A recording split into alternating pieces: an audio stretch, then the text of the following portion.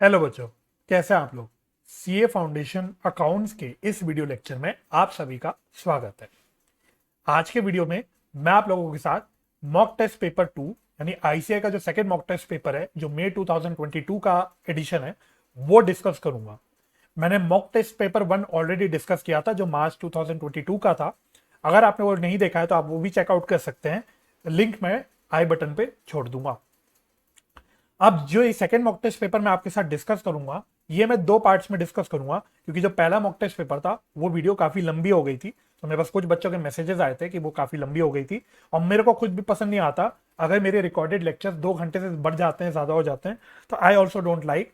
और मेरे को तसल्ली से आपके साथ एक एक क्वेश्चन डिस्कस करना होता है, ताकि आप लोगों की अच्छी से रिविजन हो जाए, आप लोग सारी चीजें रिकॉल कर लो, और आप लोग भी मेरे साथ साथ क्वेश्चंस की प्रैक्टिस करो।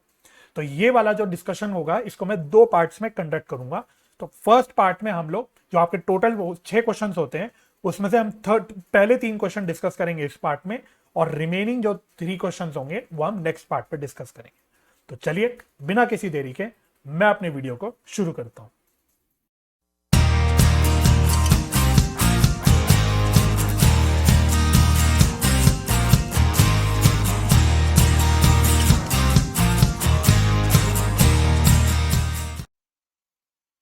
सबसे पहली बात, ये मॉक टेस्ट पेपर जो है आप आईसीआई की वेबसाइट से डाउनलोड कर सकते हैं। मैं लिंक डिस्क्रिप्शन में छोड़ दूंगा।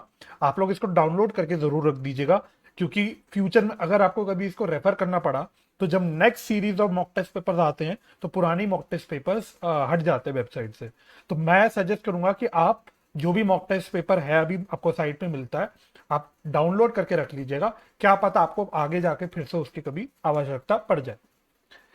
तो फटाफट से, इससे पहले कि मैं अपना क्वेश्चन डिस्कस करना शुरू करूं, वही अपनी जो हमारी इंस्ट्रक्शंस इसकी होती है, मैं फटाफट से इसको एक बार बता देता हूं। हालांकि मैंने फर्स्ट मॉक टेस्ट पेपर के डिस्कशन में भी सारी चीजें बताई थी।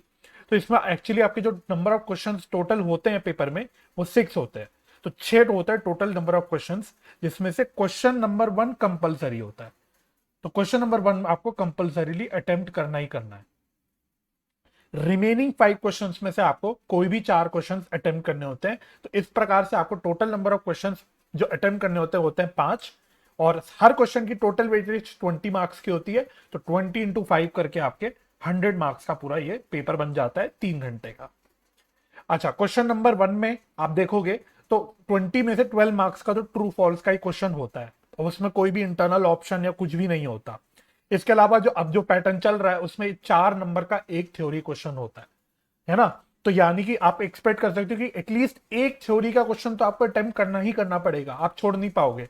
आगे जाके अगर कोई थ्योरेटिकल क्वेश्चन आता है तो आप उसको ऑप्शन में छोड़ सकते हो, लेकिन एक थ्योरी का क्वेश्चन आपको कंपलसरी क्वेश्चन में अटेम्प्ट तो करना ही पड़ेगा। तो आपको थोड़ी थ्योरी भी प्रॉपरली प्रिपेयर करके जानी है।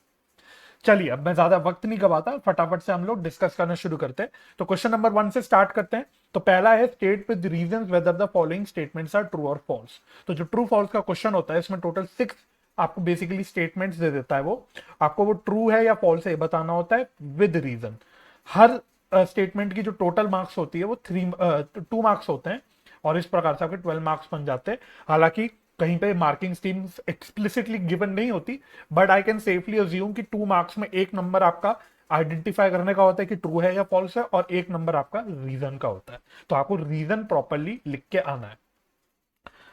तो वो कह रहा है, expenses in connection with obtaining a licence for running the cinema hall is revenue expenditure. अपने सिनेमा हॉल को चलाने के लिए, चालू करने के लिए अगर हमें कोई लाइसेंस लेना पड़ा, उस लाइसेंस को ऑब्टेन करने के लिए जो भी खर्चा हुआ, वो एक रेवेन्यू एक्सपेंस है, ऐसा स्टेटमेंट कह रहा है। तो दिस स्टेटमेंट इज फॉल्स। ये स्टेटमेंट आपका फॉल्स हो गया। क्यों फॉल्स हो गया भाई? कोई भी फिक्स्ड एसेट कोई भी हम लोग खरीदते हैं, तो उसको यूज में लाने के लिए जो भी इंसिडेंटल खर्चे होते हैं, वो सारे खर्चे हमें कैपिटलाइज करने होते हैं। उन सारे खर्चों को हम कैपिटल एक्सपेंडिचर की तरह ट्रीट करते हैं। तो क्योंकि एक लाइसेंस ऑब्टेन करना जरूरी है, इसके बिना आप सिनेमा हॉल चला ही नहीं सकते, तो ये एक नेसेसरी खर्चा है। तो इसलिए ये खर्चा आपका रेवेन्यू नहीं होगा, ये कैपिटल एक्सपेंडिचर होगा।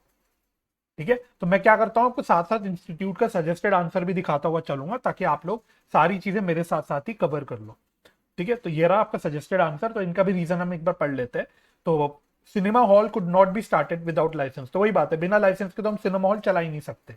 Expenditure incurred to obtain the licence is pre operative expense which is capitalize. ठीक है, अभी प्री ऑपरेटिव एक्सपेंस वर्ड ना भी यूज करोगे तो भी कोई दिक्कत नहीं है, ये लाइन जरूर लिखनी है आपको रीजन में कि सिनेमा हॉल बिना लाइसेंस के चला नहीं सकते, उसके बिना चालू नहीं हो सकता। This is important reason. ठीक है, प्री ऑपरेटिव एक्सपेंस अगर आपको आता है पार्ट और वर्ड याद आ जाता है तो लिख लेना, नहीं तो नहीं लिखोगे तो कोई दिक्कत नहीं है। Such expense are not revenue and amortised over a period of time. ठीक है, ये तो पता ही हमें, कैपिटल एक्सपेंडिचर हम ओवर द ईयर्स अमोर्टाइज करते हैं by by the name of depreciation या फिर अमोर्टाइजेशन। ठीक है, हो गया हमारा ये वाला खत्म। फटाफट से अगले पार्ट पे आता हूं। If the effect of errors committed cancels out, the errors will be called compensating errors and the trial balance will disagree. तो दो चीजें बोल दी उसने, बोल रहा है कि भाई ऐसे एरर्स जो एक दूसरे का इफेक्ट नलीफाई कर देते हैं, कैंसिल आउट कर देते हैं, वो कंपनसेटिंग एरर्स होते हैं। तो इतना अगर स्टेटमेंट बोलूंगा तो इतना स्टेटमेंट ठीक है, इतना स्टेटमेंट ठीक है। ऐसी गलतियों को हम कंपनसेटिंग एरर्स ही बोलते हैं। तो दिस इज करेक्ट। ऐसी कोई भी गलती या दो गलती या तीन गलती जो आपस में नलीफाई हो जाती, कैंसिल आउट हो जाती, तो इनको हम कंपनसेटिंग एरर्स भी बोलते हैं। तो ये स्टेटमेंट में कोई भी दिक्कत नहीं है, इसको मैं बोलता हूं true. And the trial balance will disagree, वो कह रहे ट्रायल बैलेंस डिसएग्री करेगा। ये स्टेटमेंट भाई गलत हो गई, इसको मैं रेड पेन से काट देता हूं। ये स्टेटमेंट गलत हो गई, इस स्टेटमेंट का आपका क्या हो गया, फॉल्स, क्योंकि कंपनसेटिंग एरर्स में ट्रायल बैलेंस आपका टैली करता है, मैच करता है, एग्री करता है।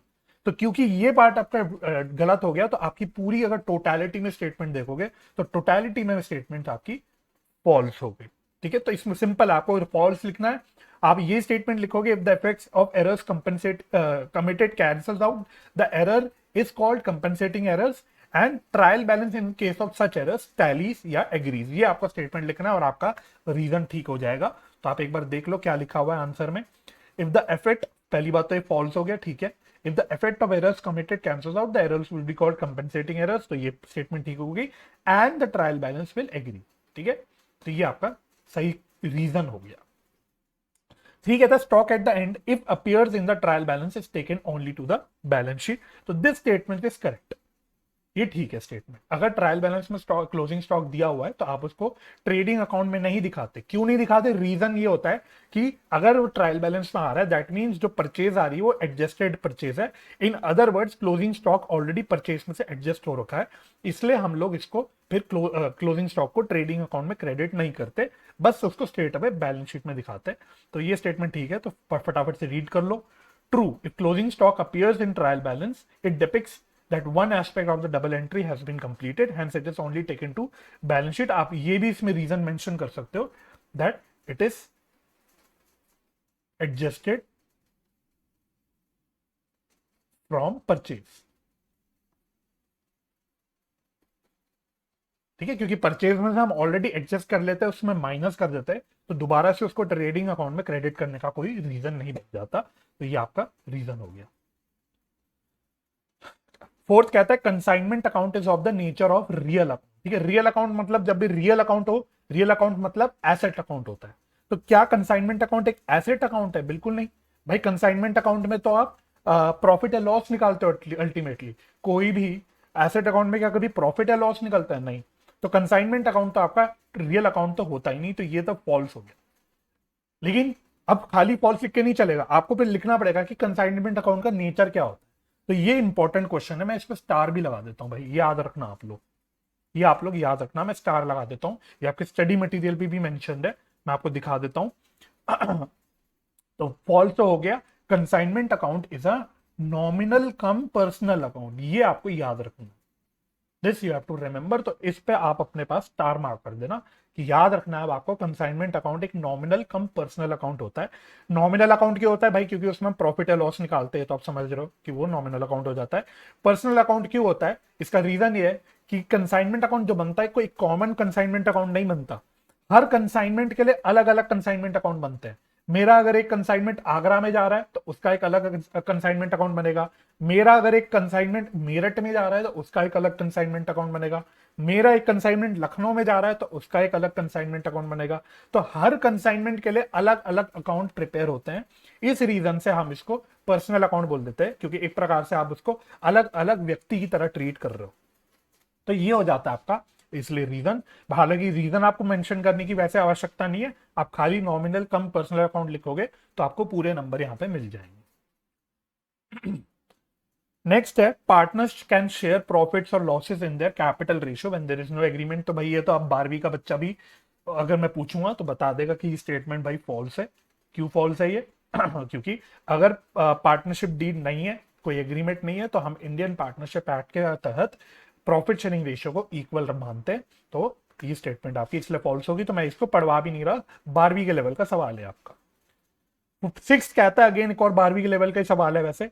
Since company has existence independent of its members, it continues to be in existence despite the death, insolvency और चेंज इन मेंबर्स। मेंबर्स की मर जाए, मेंबर्स इंसॉल्वेंट हो जाए, बदल जाए, कुछ भी हो जाए, कंपनी एग्जिस्टेंस में रहती है, कंपनी को कोई फर्क नहीं पड़ता। तो ये स्टेटमेंट बिल्कुल 100% करेक्ट है, बिल्कुल ट्रू है। ठीक है, तो ट्रू के साथ आपको रीजन भी लिखना है, एक नंबर रीजन के भी मिलना है। खाली आप इस स्टेटमेंट को लिख के आके ट्रू बोल दोगे तो चलेगा नहीं। रीजन आप क्या लिखोगे, इसमें कीवर्ड आपको लिखना है। यहाँ पे आप एक फीचर पढ़ते हो कंपनी का, जो आप 12वीं में भी पढ़ते हो और फाउंडेशन लेवल में भी पढ़ते हो, जिसको हम बोलते हैं परपेचुअल एग्जिस्टेंस। इस वर्ड को लिखने के आपको नंबर मिलेंगे, इस वर्ड को लिखने के आपको मार्क्स मिलेंगे। परपेचुअल एग्जिस्टेंस लिखना। अगर मैं पेपर चेक करूंगा, अगर बच्चे ने परपेचुअल एग्जिस्टेंस के बारे में नहीं मेंशन किया हुआ, तो मैं उस बच्चे को पूरे नंबर नहीं दूंगा, इवन इफ अगर उसने ट्रू करके लिखा। तो परपेचुअल एग्जिस्टेंस कीवर्ड है जो आपको यहाँ पे मेंशन करना है, जो आपको नंबर दिलाएगा। ठीक है, कंपनी का परपेचुअल एग्जिस्टेंस होता है। तो ये हम फीचर पढ़ते हैं कंपनी का, तो देखना आप यहाँ पे मेंशन होगा ट्रू है एज पर परपेचुअल एग्जिस्टेंस। ठीक है, मेरे को जैसे ही वर्ड दिख जाएगा मैं खुश हो जाऊंगा, मैं एक ऊपर ऊपर से बाकी पढ़ के आपको नंबर पूरे दे दूंगा, है ना। As per perpetual existence, company has existence independent of its member, it continues to be in existence despite death, insolvency और चेंज ऑफ मेंबर्स। तो बाकी तो उसने जो गिवन स्टेटमेंट है उसको ही लिख दिया। तो कीवर्ड यहाँ पे लिखना जरूरी क्या है, परपेचुअल एग्जिस्टेंस। ठीक है, तो ट्रू फॉल्स के क्वेश्चन अटेम्प्ट करना भी एक आर्ट है। मैं हमेशा कहता हूँ ट्रू फॉल्स के कभी भी आप ये मत सोचना कि आप एंड मोमेंट पढ़ लोगे और आपको आ जाएगा ट्रू फॉल्स के क्वेश्चन करना। ट्रू फॉल्स के क्वेश्चन आपको ओवर द टाइम प्रैक्टिस करने लिखने के। ठीक है, उसको एक वो भी एक प्रकार का आप कह सकते हैं कला है कि कैसे आपको ट्रू फॉल्स के क्वेश्चन अटेम्प्ट करने। तो ये मेरा भाई ट्रू फॉल्स का क्वेश्चन पूरा खत्म हो गया। नेक्स्ट क्वेश्चन है explain cash and mercantile system of accounting. तो मर्केंटाइल सिस्टम ऑफ अकाउंटिंग का मतलब क्या हुआ, एक्रूअल सिस्टम। ठीक है, जो हम पढ़ते थे बचपन में एक्रूअल सिस्टम, तो ये एक्चुअली 12वीं में बिल्कुल बेसिक इंट्रोडक्टरी थ्योरी में पढ़ाया जाता था। Cash basis of accounting, accrual basis of accounting, और वहां पे डिफरेंसेस भी पढ़ाए जाते थे कैश बेसिस अकाउंटिंग और एक्रूअल बेसिस ऑफ अकाउंटिंग के बीच में। अब इसमें दिक्कत क्या है, जो सजेस्टेड आंसर में दिया हुआ है ना डिफरेंस, एक तो ये 4 नंबर का सवाल है, और जो आंसर उन्होंने दिया है ना, मैं इस आंसर से एग्री नहीं करता। मतलब अंदर का आंसर ठीक है, लेकिन प्रेजेंटेशन इवन जो मेरे हिसाब से आईसीआई ने दी है, ये प्रेजेंटेशन बिल्कुल वैलिड नहीं है। ये सही तरीका नहीं है कोई भी डिफरेंस दिखाने का। तो आईसीआई ने तो ऐसे पैराग्राफ उठा के चेप दिया यहाँ पे, बेसिकली उन्होंने कहीं से भी उठा के, जहां से भी उठा के बस कॉपी पेस्ट कर दिया। जब डिफरेंस आप लिखना चाहते हो तो आपको हमेशा टेबुलर फॉर्मेट में दिखाना होता है। तो मैं आप लोगों को सजेस्ट करूंगा आप यहां से मत पढ़ना, मैं आपको 11वीं की किताब पे लेके जाता हूँ। 11वीं की बुक में जो कैश बेसिस ऑफ अकाउंटिंग, वहां बस एक्रूअल बेसिस वर्ड लिखा हुआ है। हम उस एक्रूअल बेसिस को चेंज करके मर्केंटाइल सिस्टम बोल देंगे, लेकिन डिफरेंस आपका वही चलेगा। तो मैं आपको एक बार स्क्रीन पे दिखा देता हूं कि आपको कैसे डिफरेंस, यहाँ पे आप क्या डिफरेंसेस बना के लिख सकते हो। ठीक है, आप उसका स्क्रीनशॉट चाहे तो ले लेना। देखो ये आपकी 11th क्लास की किताब का सवाल नहीं बोलना चाहिए, sorry, topic, difference between cash basis of accounting and accrual basis of accounting. बस यहाँ पे हम एक्रूअल बेसिस ऑफ अकाउंटिंग की जगह क्या वर्ड बोल रहे हैं, मर्केंटाइल सिस्टम बोल रहे हैं, मर्केंटाइल सिस्टम। बात सही है। तो आप यहां से देख सकते हो, आप चाहे तो स्क्रीनशॉट भी ले लेना अपने पास कि किस प्रकार से आप डिफरेंस लिख सकते हो।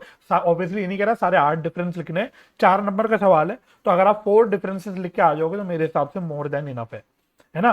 तो बेसिकली देखो कैश बेसिस ऑफ अकाउंटिंग होता क्या है, सिंपल, तो आपको मीनिंग पता है। कैश बेसिस ऑफ अकाउंटिंग में हम सिर्फ ट्रांजेक्शन तभी रिकॉर्ड करते हैं जब वो कैश में हो जाती है, चाहे वो कैश की पेमेंट हो, चाहे वो कैश की रिसिप्ट हो। एक्रूअल में हम क्या करते हैं हम cash transaction, cash settlement, cash payment इस सब को नहीं देखते, हम ड्यू देख लेते हैं। भाई अगर किसी पर्टिकुलर पीरियड में कोई ट्रांजैक्शन, कोई खर्चा, कोई इनकम ड्यू हो गया तो उसको हम लोगों को रिकॉर्ड करना होता है ना। तो ये बेसिक दोनों के बीच में डिफरेंसेस हैं। अब कैसे कैसे इसमें आप डिफरेंस बना सकते हो, जैसे नेचर ऑफ ट्रांजेक्शन अगर मैं मर्केंटाइल सिस्टम में बोलूं तो कैश और क्रेडिट ट्रांजेक्शन दोनों भी रिकॉर्ड होती हैं, लेकिन कैश बेसिस में खाली कैश ट्रांजेक्शन रिकॉर्ड होती हैं। Prepaid, outstanding expense, accrued income, ये सारी चीजों का कॉन्सेप्ट आपका मर्केंटाइल सिस्टम पे आता है, कैश बेसिस में नहीं आता। प्रॉफिट एंड लॉस की बात करूं तो ज्यादा सही प्रॉफिट या लॉस आता है आपका मर्केंटाइल सिस्टम में। कैश बेसिस में आप कह सकते हो सही प्रॉफिट लॉस एक प्रकार से नहीं आ पाता। टेक्निकल नॉलेज कहां ज्यादा अच्छी होती है, मर्केंटाइल सिस्टम में, क्योंकि हमें एडजस्टमेंट्स करनी होती है सारी। एक्रूल्ड क्या है ना, ये सारी चीजें, प्रीपेड निकालना, आउटस्टैंडिंग निकालना, उसको किस प्रकार से हमें ट्रीट करना है, क्या हमें उसके एडजस्टमेंट्स करनी है, जो आप फाइनल अकाउंट्स में सब पढ़ते हो, ये सारी चीजें आपको तो टेक्निकल नॉलेज ज्यादा चाहिए होती है मर्केंटाइल सिस्टम में। कैश बेसिस में आप कह सकते हो ज्यादा टेक्निकल नॉलेज नहीं चाहिए होती।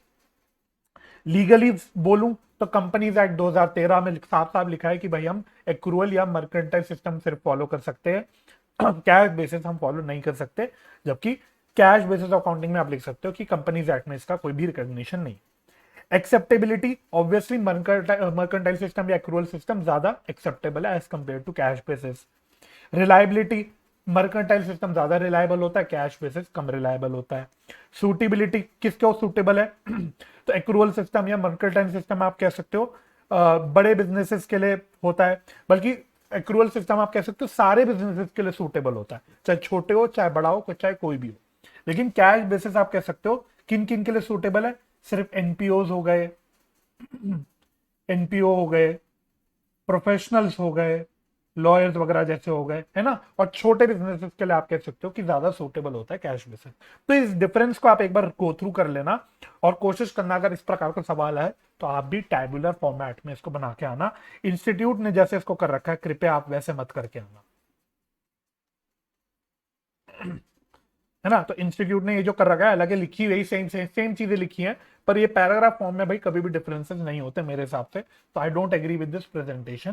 तो आप टेबुलर फॉर्मेट में इसको चेक कर लेना। चलिए अब हम बढ़ते हैं अपने अगले क्वेश्चन की ओर।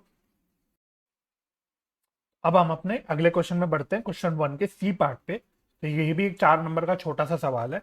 Give journal entries, narrations not required, narrations not required to rectify the following. तो क्योंकि उसने यहाँ पे बोल दिया है कि नरेशन लिखनी नहीं है, तो हम नरेशंस नहीं लिखेंगे। लेकिन वैसे अगर आपको कभी भी जर्नल एंट्री करनी हो, चाहे क्वेश्चन आपको नरेशन लिखने स्पेसिफिकली बोले या ना बोले, नरेशन हमेशा आपको लिखनी है।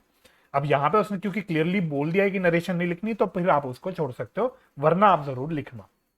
तो क्या है देखो, पहला देखना, purchase of furniture on credit from Samay for ₹4300 posted to Vipin account as ₹3400। तो बेसिकली हमने समय से ₹4300 के कुछ फर्नीचर खरीदा, क्रेडिट पे खरीदा, लेकिन उसको हमने उठा के पोस्ट कर दिया विपिन अकाउंट में।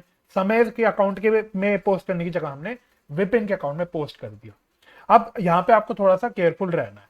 ये आप ट्रांजैक्शन देखोगे तो फर्नीचर हम क्रेडिट पे खरीद रहे हैं, यानी एक फिक्स्ड एसेट क्रेडिट पे खरीद रहे हैं। तो ये कौन से सब्सिडरी बुक में जाएगा? The answer is journal proper. तो ये एक जर्नल प्रॉपर का ट्रांजैक्शन है। तो जर्नल प्रॉपर की जब भी बात होती है तो उसमें जो भी एरर्स होती है उसमें हम लोग अज्यूम करते हैं कि सारे अकाउंट्स जो इन्वॉल्व है, सब में कुछ ना कुछ गलती है। तो यहाँ पे उसने ऑल्दो पोस्टिंग की गलती विपिन अकाउंट में बोली है, लेकिन हम यहाँ पे ये मानेंगे कि फर्नीचर अकाउंट में भी गलत पोस्टिंग हुई है, क्योंकि यहाँ पे जर्नल प्रॉपर की बात हुई है। तो ये एक अजम्पशन होता है जब हम रेक्टिफिकेशन करते हैं। तो बेसिकली क्या है, फर्नीचर अकाउंट को हमने 3400 से डेबिट कर दिया इंस्टेड ऑफ 4300, यानी हमें उसको बढ़ाने के लिए 900 से और डेबिट करना पड़ेगा। तो फर्नीचर अकाउंट से को हम पहले बढ़ा देंगे 900 रुपए से, ठीक है। दूसरी बात, हमने यहाँ पे विपिन अकाउंट को में पोस्टिंग कर दी 3400 की, जबकि विपिन का तो यहाँ पे कोई भी लेना देना नहीं। तो हमने विपिन अकाउंट को 3400 रुपए से क्रेडिट कर दिया होगा। तो उसको ठीक करने के लिए हम लोग अब विपिन अकाउंट को डेबिट कर देंगे विद 3400। अच्छा, ये पूरा 4300 किसके अकाउंट में क्रेडिट होना चाहिए था? समय के अकाउंट में क्रेडिट होना चाहिए था। तो हम समय के अकाउंट में इसको क्रेडिट कर देंगे टू समय अकाउंट। तो ये आ गया 4300, तो ये आपकी बन गई रेक्टिफिकेशन एंट्री। ठीक है, तो ये आपकी सिंपली रेक्टिफिकेशन एंट्री बन गई। आप एक बार सजेस्टेड आंसर में भी देख लेना, यही हमारी रेक्टिफिकेशन एंट्री बन गई है। अच्छा, तो बेसिकली सजेस्टेड आंसर में उन्होंने गलती कर दी है, तो आप ठीक कर देना। सजेस्टेड आंसर में मेरे को अभी दिखा कि कुछ प्रिंटिंग मिस्टेक है, तो 3400 जाएगा विपिन के अकाउंट में और 900 जाएगा फर्नीचर के अकाउंट में। तो ये गलती है यहाँ पे, तो छोड़ देना। जो एंट्री मैंने लिख दी ये एंट्री आपकी सही वाली रेक्टिफिकेशन एंट्री बन गई, तो आपको ये वाली एंट्री करके जानी है। ठीक है, चलिए सेकंड में देखना क्या बोल रहा है। A sales return of ₹15,000 to Palash was not entered in the financial accounts though it was duly taken in the stock book। Simple भाषा में एक हमने omission, complete omission of recording करी है। एक सेल्स रिटर्न को हमने बिल्कुल भी कहीं पे भी रिकॉर्ड नहीं करा, तो अब तो कुछ नहीं, हम सेल्स रिटर्न को रिकॉर्ड कर देंगे। तो इसकी एंट्री क्या होगी, मैं इसको यहां पे कर लेता हूं, है ना। तो क्वेश्चन 1 के सी पार्ट को मैं यहां डिस्कस कर रहा हूं, तो हम बेसिकली यहां पे क्या कर देंगे, सेकेंड पार्ट की एंट्री। तो सेल्स रिटर्न को हम रिकॉर्ड कर देंगे, तो sales return account debit to, क्या नाम है बंदे का, पलश, है ना, Palash account, to Palash account. या फिर आप डेटर्स अकाउंट भी लिख सकते हो, जो लिखना चाहो लिख लो, कोई एक ही बात है। 15,000, सिंपल। नेक्स्ट पढ़ते हैं, नेक्स्ट क्या बोल रहा है। तो ये हो गया, ये हो गया। थर्ड पढ़ना, investments were sold for ₹75,000 at a profit of 15,000। तो 75,000 के इन्वेस्टमेंट हमने 15,000 के प्रॉफिट पे बेचे, यानी टोटल हमने कहीं ना कहीं 90,000 के इन्वेस्टमेंट्स टोटल बेचे। मतलब जो सेल्स वैल्यू दे दी उसने वो 90,000 की दे दी। लेकिन कहता है पास टू सेल्स अकाउंट, तो ये हमने सेल्स अकाउंट के थ्रू पास कर दिया। तो बेसिकली वो आपसे क्या कह रहा है, वो कह रहा है, अगर थर्ड पार्ट की बात करूं, अगर मैं थर्ड पार्ट की बात करूं, तो ये आपसे कह रहा है बेसिकली कि हमने कोई इन्वेस्टमेंट 90,000 में बेचे। तो बेचे होंगे तो भाई बैंक में पैसा आया होगा, बैंक अकाउंट डेबिट, कितना पैसा आया होगा, 90,000 आया होगा। अब मुझे यहां क्रेडिट तो करना चाहिए था इन्वेस्टमेंट को, लेकिन क्योंकि हमने सेल्स अकाउंट के थ्रू कर दिया, तो कहीं ना कहीं मैंने सेल्स अकाउंट को क्रेडिट कर दिया 90,000 से। तो ये मेरी हो गई wrong entry, this is my wrong entry, ये मैंने गलत एंट्री पास करी। तो अब इसको ठीक करने के लिए मुझे क्या करना पड़ेगा, पहले मैं देखूंगा सही एंट्री क्या होनी चाहिए थी। तो सही एंट्री होनी चाहिए थी बैंक अकाउंट डेबिट। तो बैंक तो अकाउंट डेबिट होगा ही, तो यहां पे कोई दिक्कत नहीं। लेकिन मुझे इन्वेस्टमेंट अकाउंट को क्रेडिट करना चाहिए था, वो भी किससे, 75,000 से, क्योंकि इन्वेस्टमेंट तो मेरे पास मेरे बुक्स में 75,000 की थी, और बचे हुए 15,000 मेरा प्रॉफिट ऑन सेल हो गया। Profit on sale 15,000, this should have been my correct entry. तो ये मैं बोल देता हूं, ये मेरी क्या हो गई, करेक्ट एंट्री। इसको मैं ग्रीन पेन से लिख देता हूं। तो अब इस गलती को ठीक करने के लिए आपको क्या करना पड़ेगा, पहले आपको गलत एंट्री को रिवर्स करना पड़ेगा। गलत एंट्री को रिवर्स करना पड़ेगा, यानी sales account debit to bank account, to bank account 90,000। तो ये मैंने रॉन्ग एंट्री को रिवर्स कर दिया। उसके बाद आपको क्या करना है, इस रॉन्ग रिवर्स एंट्री को और करेक्ट एंट्री का नेट इफेक्ट निकालना है। तो नेट इफेक्ट निकालने में बैंक अकाउंट क्रेडिट हो रहा है, बैंक अकाउंट डेबिट हो रहा है, तो ये तो आपका ऐसे ही उड़ जाएगा, तो ये तो कैंसल आउट हो गया। तो आपकी एक्चुअली एंट्री क्या बन गई, जब आप इसको टोटल करोगे, जोड़ दोगे इन दोनों एंट्रीज को, तो ये हो गया sales account debit 90,000 to investment account 75,000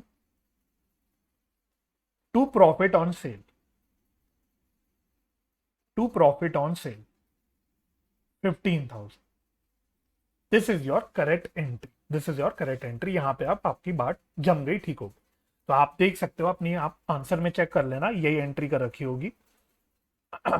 तो सेल्स को डेबिट किया 75 से। क्वेश्चन ने क्या बोला था, ओहो, अच्छा अच्छा अच्छा अच्छा, ठीक है।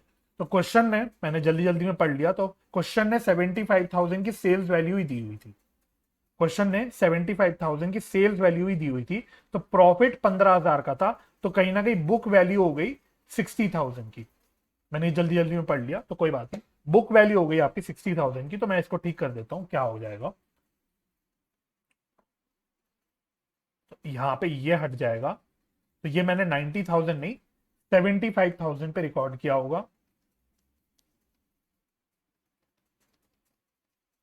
सिमिलरली इसको भी हटा देता हूं।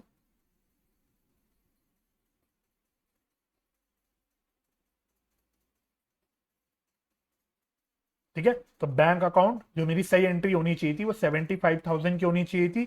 इन्वेस्टमेंट्स मेरी 60,000 के क्रेडिट होने चाहिए थे क्योंकि बुक वैल्यू 60,000 के थे, और 15,000 का मेरा प्रॉफिट ऑन सेल होना था। अब मैं जब इसको मर्ज करूंगा तो यहां पे भी ठीक कर देता हूं, ये भी चेंज हो जाएगा और यहां पे भी चेंज हो जाएगा। ठीक है, तो जब मैं इसको रिवर्सल एंट्री करूंगा तो ये 75,000 75,000, और जब मैं इसका नेट इफेक्ट निकालूंगा तो क्या एंट्री हो जाएगी, सेल्स अकाउंट को हम 75,000 से डेबिट करेंगे, इन्वेस्टमेंट अकाउंट को 60,000 से क्रेडिट करेंगे, और प्रॉफिट ऑन सेल आपका 15,000 आ जाएगा। ठीक है, तो आई अपोलोजाइज, मैंने जल्दी जल्दी में उसको 75,000 को दिखाने की वो सेल वैल्यू गिवन थी, तो यहाँ पे इसको मैंने ठीक कर दिया। ठीक है, अब सही एंट्री मेरी यहाँ पे बैठ जाएगी, तो आप चेक कर लेना हमारी एंट्री अब यहाँ पे सही हो गई। चलो आगे फोर्थ में कह रहा है, amount of ₹37,000 withdrawn by the proprietor Sukhdeep for his personal use has been debited to trade expense. तो यार ये तो बहुत सिंपल एंट्री हो गई फोर्थ वाली। तो बेसिकली हमने ये ड्राइंग्स करी, तो ड्राइंग्स अकाउंट को हमको डेबिट करना चाहिए था, बट हमने ट्रेड एक्सपेंस अकाउंट को डेबिट कर दिया 37,000 से। तो सही करने के लिए क्या करूंगा, ड्राइंग्स अकाउंट को डेबिट करना चाहिए था तो उसको डेबिट कर दूंगा, और ट्रेड एक्सपेंस को डेबिट नहीं करना था, मैंने डेबिट कर दिया, तो उसको ठीक करने के लिए मैं ट्रेड एक्सपेंस को क्रेडिट कर दूंगा, खत्म है ना। और अमाउंट कितने का था 37,000, तो अमाउंट आ जाएगा 37,000। तो ये मेरी रेक्टिफिकेशन एंट्री बन गई। तो ये तो काफी स्ट्रेट फॉरवर्ड हो गया। ठीक है, तो आप यहां से इसको आंसर से चेक करके हुए चल सकते। चलिए अब मैं बढ़ता हूं अपने अगले क्वेश्चन की ओर। क्वेश्चन नंबर 2 देखना, क्वेश्चन नंबर 2 का ए पार्ट, ये बहुत ही प्यारा क्वेश्चन है। इस पे आप कई सारे स्टार लगा दो और इसको इंपॉर्टेंट नोट करके रख लो, रिवाइज करके जरूर जाना इस सवाल को। हालांकि जरूरी नहीं है सवाल आए, लेकिन कॉन्सेप्चुअली काफी प्यारा क्वेश्चन है। ये क्वेश्चन आपका एक्चुअली स्पेसिफिकली कोई एक चैप्टर से नहीं है, इसमें आपके कई सारे चैप्टर के कॉन्सेप्ट्स के एप्लीकेशन हो रही है, जैसे इन्वेंट्री हो गया, sale of approval, sale on approval वाला जो चैप्टर होता है वो हो गया। इसके अलावा आप रेक्टिफिकेशन पढ़ते हो, रेक्टिफिकेशन में आप एक कॉन्सेप्ट पढ़ते हो जिसमें हम पीएनएल एडजस्टमेंट के थ्रू सारी रेक्टिफिकेशन करते हैं, है ना, वो हो गई। तो सारी इन सारे कॉन्सेप्ट्स का आपका मिश्रण है इसमें। ठीक है, तो काफी प्यारा क्वेश्चन है, तो ध्यान से पढ़ना है इसको। Messrs Sam profit and loss account showed a net profit of ₹24 lakhs after considering the closing stock of 22.5 lakh. तो कह रहा है कि किसी एक साल, कोई एक साल में हमारा नेट प्रॉफिट हमारे पीएनएल अकाउंट में आ रहा है 24 लाख का, उसको निकालने के लिए जो हमने क्लोजिंग स्टॉक लिया है वो लिया है 22.5 लाख का। ईयर एंडिंग क्या है, लो ये भी बता दिया, 31 मार्च 2022, है ना। इसके आगे कहता है subsequently the following information was obtain from scrutiny in the books. तो हमारे फाइनल अकाउंट सारे बंद बनाने के बाद, सारी चीजें होने के बाद हमें कुछ बेसिकली गलतियां मिली। आगे देखना ये गलतियां होंगी। ठीक है, तो गलती, ये पहली बात देखो, ये गलतियां जो पता लग रही है हमें अकाउंट्स क्लोज होने के बाद पता लग रही है, फाइनल अकाउंट्स क्लोज होने के बाद पता लग रही है ना। तो जब भी फाइनल अकाउंट्स क्लोज होने के बाद गलतियां कुछ मिलती हैं, हमें कुछ एडजस्टमेंट करनी होती है, तो हम पीएनएल एडजस्टमेंट अकाउंट यूज करते हैं। इस बात को आपको याद रखना है, तो इस चीज का यहाँ पे एप्लीकेशन होगा। अच्छा, पीएनएल एडजस्टमेंट अकाउंट में याद करना, जो भी सारी हमारी एंट्रीज में नॉमिनल अकाउंट होते हैं, उस नॉमिनल अकाउंट को हम रिप्लेस करके सारे पीएनएल एडजस्टमेंट अकाउंट में दिखा देते हैं। ये हमारा कॉन्सेप्ट होता है जिसका एप्लीकेशन यहां लगेगा। तो आगे वो कह रहा है purchases for the year included ₹90,000 paid for new electrical fittings for the shop. तो बेसिकली वो कह रहा है कि हमने कुछ न्यू इलेक्ट्रिकल फिटिंग्स खरीदी थी शॉप के लिए, तो उसको हमने परचेजेस में डाल दिया। तो बेसिकली एक कैपिटल एक्सपेंडिचर को मैंने रेवेन्यू एक्सपेंडिचर की तरह ट्रीट कर दिया। ये मेरा एक एसेट अकाउंट में जाना चाहिए था, लेकिन मैंने इसको परचेज अकाउंट में दिखा दिया। तो एक ये मेरी गलती हो गई। आगे कहता है Messrs Sam gave away goods worth value of at rupees 2,40,000 as free samples for which no entry was made in the books. तो हमने कुछ गुड्स बांटे एज फ्री सैंपल्स 2,40,000 के, जिसकी हमने कोई भी एंट्री नहीं करी। थर्ड में कहता है invoices for goods amounting to rupees 15 lakh had been entered on 27th March 2022 but the goods were not included in stock। तो बेसिकली हमने कुछ गुड्स खरीदे 15 लाख रुपए के, 27 मार्च को खरीदे, तो ये मेरे 31 मार्च के क्लोजिंग स्टॉक में आने चाहिए थे, लेकिन मैंने इसको क्लोजिंग स्टॉक में कंसिडर नहीं करा। फोर्थ में कहता है in March 2022 goods of rupees 12 lakh sold and delivered were taken in the sales for April 2022। ये अच्छा पॉइंट है, ये अच्छा पॉइंट है। तो कह रहा है कि कुछ गुड्स मैंने मार्च में सेल करे, मैंने 12 लाख के कुछ गुड्स मार्च में सेल करे, तो ये मेरी मार्च की सेल्स में आने चाहिए थे, लेकिन ये मैंने सेल्स कौन सी सेल्स में डाल दिया, ये मैंने अप्रैल की सेल्स में डाल दिया, यानी मैंने अगले फाइनेंशियल ईयर के सेल्स में डाल दिया, जबकि ये पिछले फाइनेंशियल ईयर का सेल्स था। तो ये काफी अच्छा पॉइंट है, मैं बताऊंगा इसको कैसे आपको करना है।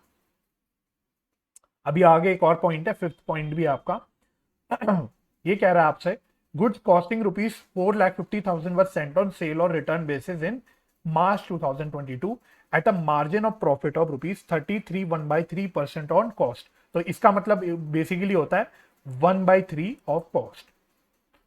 ठीक है, तो ये मेरा प्रॉफिट मार्जिन है और 4.5 लाख रुपए का कॉस्ट दिया हुआ है, ध्यान से देखना कॉस्ट दिया हुआ। तो approval was given in April 2022। तो मार्च में मैंने अप्रूवल बेसिस पे भेजा था, लेकिन जिसका मुझे अप्रूवल मिला अप्रैल 2022 में। These were taken as sales for March 2022। तो ये मार्च की सेल्स में हमने इंक्लूड करके रखा हुआ है, जबकि ये अप्रूव हुए अप्रैल 2022 में। तो यह मेरा गुड सेंट ऑन अप्रूवल का जो आप कॉन्सेप्ट पढ़ते हैं, जो अकाउंटिंग ट्रीटमेंट पढ़ते हैं, उसका एप्लीकेशन हो जाएगा। क्वेश्चन आपसे मांग क्या रहा है, you are required to determine the adjusted net profit. Adjusted net profit का क्या मतलब हुआ, करेक्ट नेट प्रॉफिट। आप मान लो सही नेट प्रॉफिट कितना होना चाहिए था, सही नेट प्रॉफिट कितना आना चाहिए था, ये बताओ। For the year ended 31st March 2022 and calculate the value of stock as on 31st March 2022। 31 मार्च 2022 के सही स्टॉक की क्या वैल्यू होनी चाहिए थी, ये भी आपसे मांग रहा है। तो काफी प्यारा क्वेश्चन है आपका। तो मैं क्या करूंगा, इसको आपको सारी जर्नल एंट्रीज बना के बताऊंगा कि आपको कैसे करना है इसमें। ठीक है, तो इसमें हम लोग पहले जर्नल एंट्रीज बना देते हैं कि सारी चीजों को ठीक करने के लिए क्या हमें एंट्रीज पास करनी चाहिए। क्वेश्चन 2 का ए, क्वेश्चन 2 का ए। तो आप अपने पास इसको डाउनलोड करके देखते रहना भाई, बार बार ऊपर नीचे करने में दिक्कत आती है, तो आप अपने पास इसको क्वेश्चन को डाउनलोड करके अपने पास खोल के देखना। तो पहला उसने बोला हुआ है, तो मैं एक एंट्री बना रहा हूं, और अब याद रखना हमको हर नॉमिनल अकाउंट की जगह पीएनएल एडजस्टमेंट अकाउंट यूज करना है, क्योंकि हम अगले फाइनेंशियल ईयर में इसके एडजस्टमेंट कर रहे हैं। अब ये समझ लो कि हम एक प्रकार से 31 मार्च 2022 को 31 मार्च 2022 को बुक्स तो क्लोज हो गई, अब इसको हम ठीक कर रहे हैं बैठ के, कहीं ना कहीं हम कह सकते हो अप्रैल 2022 में। आप ऐसा मान के चलो कि हम अप्रैल के महीने में बैठ के इसको ठीक कर रहे हैं, यानी अगले अकाउंटिंग ईयर में इसको हम बैठ के ठीक कर रहे हैं। अब देखना, पहला उसने बोला था purchases for the year included rupees 90,000। चलो यहीं से दिखा देता हूं। Purchases for the year included rupees 90,000 paid for new electrical fittings for the shop. तो हमने इलेक्ट्रिकल फिटिंग्स के लिए कुछ खर्चा करा जो हमने परचेज में इंक्लूड कर दिया, जबकि ये मुझे कैपिटलाइज करना चाहिए था। तो इसकी एंट्री होनी क्या चाहिए, तो इलेक्ट्रिकल फिटिंग्स ये एक फिक्स्ड एसेट है, तो इलेक्ट्रिकल फिटिंग्स अकाउंट को मुझे डेबिट करना चाहिए, और क्योंकि मैंने इसे परचेज में इंक्लूड कर रखा है, डेबिट कर रखा है, तो ठीक करने के लिए मुझे इसको परचेज में क्रेडिट करना चाहिए। कितना अमाउंट उसने दे रखा है 90,000। लेकिन अब याद रखना, हम क्योंकि अगले अकाउंटिंग ईयर में इसको ठीक कर रहे हैं, तो सारे नॉमिनल अकाउंट की जगह हमें क्या यूज करना है, पीएनएल एडजस्टमेंट अकाउंट। तो परचेज अकाउंट एक नॉमिनल अकाउंट होता है, तो इसकी जगह हम यूज कर लेंगे पीएनएल एडजस्टमेंट अकाउंट। तो ये हो गई मेरी पहली एंट्री। सेकेंड एंट्री देखना, सेकेंड एंट्री में उसने बोला है Messrs Sam gave away goods valued at rupees 2,40,000 as free samples, और इसकी हमने कोई भी एंट्री बुक्स में नहीं पास करी। तो इसकी एंट्री होती क्या है, तो इसकी एंट्री होती है, अगर आप अपना कॉन्सेप्ट लगाओ तो फ्री सैंपल्स, या इसको सेल्स प्रमोशन एक्सपेंस भी बोल सकते हो आप, सेल्स प्रमोशन अकाउंट भी बोल सकते हो। तो फ्री सैंपल्स में लिख रहा हूं debit to purchase account, to purchase account. Amount कितना दे रखा है उसने, 2,40,000 का, 2,40,000 का। तो ये मेरी सही एंट्री होती, क्योंकि मैंने कोई भी एंट्री बनाई नहीं, तो मैं एंट्री बनाऊंगा तो ये एंट्री बनेगी। लेकिन अगेन याद रखना है, सारे नॉमिनल अकाउंट को हमें रिप्लेस कर देना है with PNL adjustment account.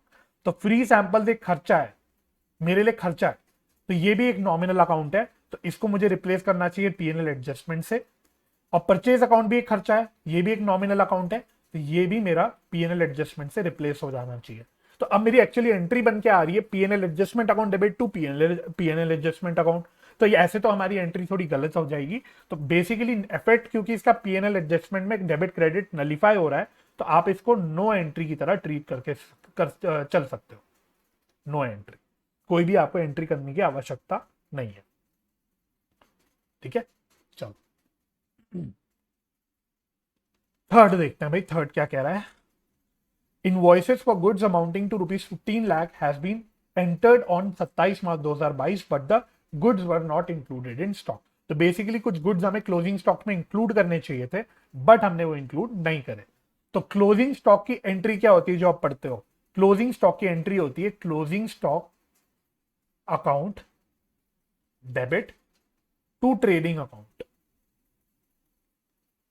To trading account, ये मेरी एंट्री होती है। 15 lakh, 15 lakh closing stock account debit to trading account. लेकिन कहानी सेम है, ट्रेडिंग अकाउंट एक नॉमिनल अकाउंट है, तो हमको यहां पे नॉमिनल अकाउंट को रिप्लेस करके क्या लिख देना है, PNL adjustment account, PNL adjustment account. तो ये एंट्री भी मेरी हो गई। फोर्थ, फोर्थ अच्छा पॉइंट है, वो कह रहा है मार्च 2022 में कुछ 12 लाख की हमने सेल करी थी, लेकिन इसको हमने अप्रैल अगले अकाउंटिंग ईयर की सेल्स में इंक्लूड करा। तो आपको यहां पे दो एंट्री पास करनी पड़ेगी। पहले आपने जो अप्रैल की सेल डाल रखी है उसको रिवर्स करना पड़ेगा। तो उसकी रिवर्स एंट्री क्या हो जाएगी, sale account debit to debtor account. कितनी की सेल है भाई, 12 लाख की सेल है। तो पहले मैंने इसको रिप्लेस कर दिया, सॉरी रिवर्स कर दी। ठीक है, अब आप बोलोगे सर यहां पे सेल अकाउंट नॉमिनल अकाउंट होता है, तो इसको रिप्लेस कर दो विद पीएनएल एडजस्टमेंट अकाउंट। ये आपके दिमाग में खुराफाती ख्याल आएगा, लेकिन आप अपना कॉन्सेप्ट स्ट्रॉन्ग रखो भाई। ये हम लोग एडजस्टमेंट एंट्री नहीं पास कर रहे, ये हम लोग पहले रिवर्स कर रहे हैं। अप्रैल में हम, मैंने आपसे बोला आप ऐसा समझो कि हम अप्रैल में बैठ के एंट्रियां पास कर रहे हैं। तो अप्रैल में मैंने एक कोई गलत, करंट अकाउंटिंग ईयर में मैंने एक करंट ईयर में गलत सेल रिकॉर्ड कर रखी है, तो ये मैं करंट ईयर की रेक्टिफिकेशन कर रहा हूं, पिछले साल की नहीं। ये मैं पहले करंट ईयर की रेक्टिफिकेशन कर रहा हूं, क्योंकि करंट ईयर में सेल की एंट्री होनी ही नहीं चाहिए थी, तो मैं उसको एक तरह से रिवर्स कर रहा हूं। ठीक है, तो यहां पे आप उठा के सेल को रिप्लेस करके पीएनएल एडजस्टमेंट मत लिख देना, क्योंकि ये जो हम रेक्टिफिकेशन कर रहे हैं ये करंट ईयर से रिलेट कर रहा है ना। करंट ईयर मतलब आप ही समझ लो 2022-23 से रिलेट कर रहा है ना, यानी करंट ईयर से रिलेट कर रहा है, इसलिए करंट ईयर की बात में हम पीएनएल एडजस्टमेंट नहीं डालते। सिर्फ प्रीवियस ईयर जो साल खत्म हो चुका है, जिस साल के फाइनल अकाउंट्स बन चुके हैं, उस साल के हम लोग नॉमिनल अकाउंट्स को रिप्लेस करके पीएनएल एडजस्टमेंट लिखते हैं। तो यहां पे आप पीएनएल एडजस्टमेंट मत यूज कर देना, क्योंकि हम बेसिकली करंट ईयर की सेल को रिवर्स कर रहे हैं, कैंसिल कर रहे हैं। अच्छा, क्या इस बात, इतनी एंट्री से मेरी कहानी खत्म हो जाएगी, क्या मेरी गलती सुधर जाएगी? नहीं, गलती नहीं सुधरेगी। अब मुझे ये सेल पिछले साल की सेल में इंक्लूड करना चाहिए था, तो एंट्री में करता क्या, debtor account debit to sales, है ना। बेसिकली ये अप्रैल में एंट्री हो रही है, लेकिन क्योंकि ये अप्रैल की सेल्स नहीं है, तो मैंने अप्रैल में इसको रिवर्स कर दिया, और मार्च की सेल्स में इसको बना रहा हूं, क्योंकि मार्च की सेल्स होनी चाहिए थी। तो debtor account debit to sales account 12 lakh.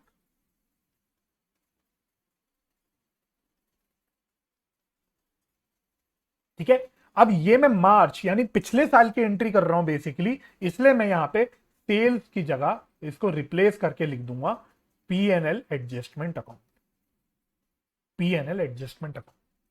ठीक है, तो अब इस एंट्री को आप क्लब कर दो, अब इस एंट्री को, दोनों एंट्रीज को क्लब कर सकते हो।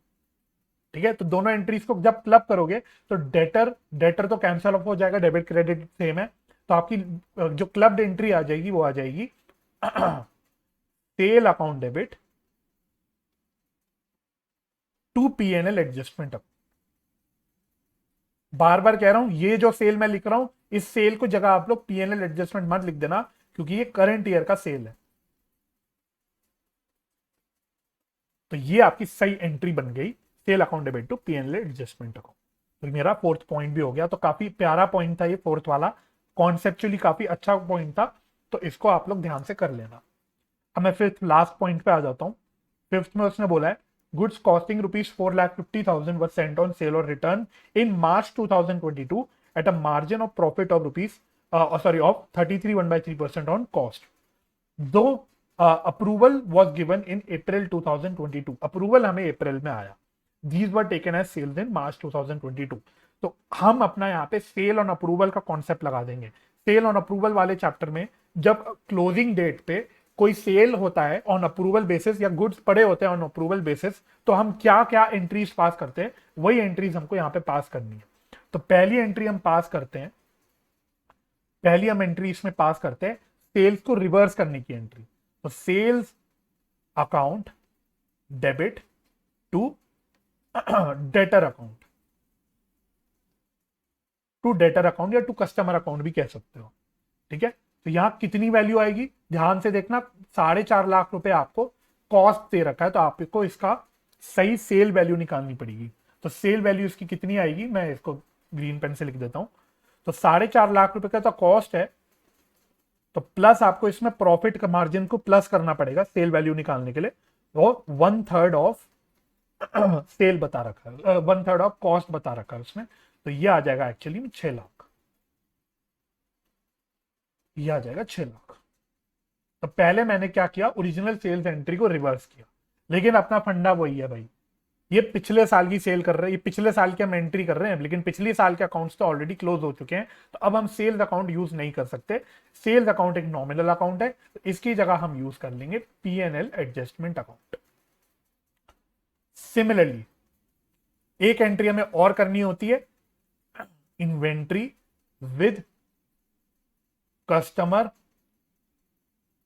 Account debit to trading account, है ना। तो हम इन्वेंट्री विद कस्टमर अकाउंट को रिकॉर्ड करते हैं एट कॉस्ट 4.5 लाख, 4.5, है ना। अब यहां पे ये एंट्री तो सही है, लेकिन यहां पे अगेन हमें वही करना है, नॉमिनल अकाउंट को रिप्लेस करके हमको यूज करना है पीएनएल एडजस्टमेंट अकाउंट। तो यहां पे ट्रेडिंग अकाउंट एक नॉमिनल अकाउंट है, तो इसकी जगह हम यूज करेंगे PNL adjustment account, PNL adjustment account. तो ये हो गई मेरी सारी एंट्रीज खत्म। अब लेकिन उसने क्वेश्चन ने आपसे मांगा था एडजस्टेड नेट प्रॉफिट निकाल के बताओ, इसके लिए मैं पीएनएल एडजस्टमेंट अकाउंट प्रिपेयर कर लूंगा तो बेटर रहेगा, पीएनएल एडजस्टमेंट अकाउंट। ठीक है, तो बाय नेट प्रॉफिट गिवन कितना है, क्वेश्चन में उसने नेट प्रॉफिट दिया कितना था, 22.5 लाख का, 22.5 लाख का। तो उसको हम उठा के कैरी फॉरवर्ड करेंगे, यहाँ पे कैरी डाउन करेंगे बेसिकली 22.5 लाख। अब सारी पीएनएल एडजस्टमेंट की एंट्री की पोस्टिंग कर लेना, जो मैंने ब्लू पेन से लिखा हुआ है उसको हमें यहाँ पे पोस्ट करना है। तो जैसे फर्स्ट एंट्री में पीएनएल एडजस्टमेंट क्रेडिट हो रहा है बाय इलेक्ट्रिकल फिटिंग्स, तो हम लिख देंगे by electrical fittings 90,000, by electrical fittings 90,000।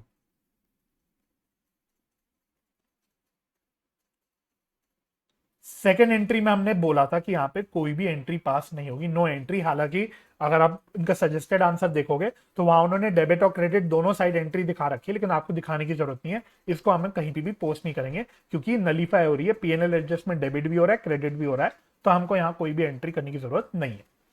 Third entry में हमने बोला था closing stock account debit to PNL adjustment account, तो यहाँ पे भी हमने पीएनएल एडजस्टमेंट को क्रेडिट करा था, 15 लाख से। तो बाय क्लोजिंग स्टॉक 15 लाख। अगला फोर्थ एंट्री में हमने क्या क्या करा था? तो फोर्थ एंट्री में मैंने क्लब्ड जो एंट्री करी थी वो ये वाली करी थी, ये है ना। तो ये मेरी क्लब्ड एंट्री थी। तो क्लब्ड एंट्री पे मैं फोकस कर रहा हूं। तो यहाँ पे हमने पीएनएल एडजस्टमेंट को क्रेडिट कर रखा है, तो इसको भी मैं यहाँ पे दिखा दूंगा। By sale 12 lakh, by sale 12 lakh.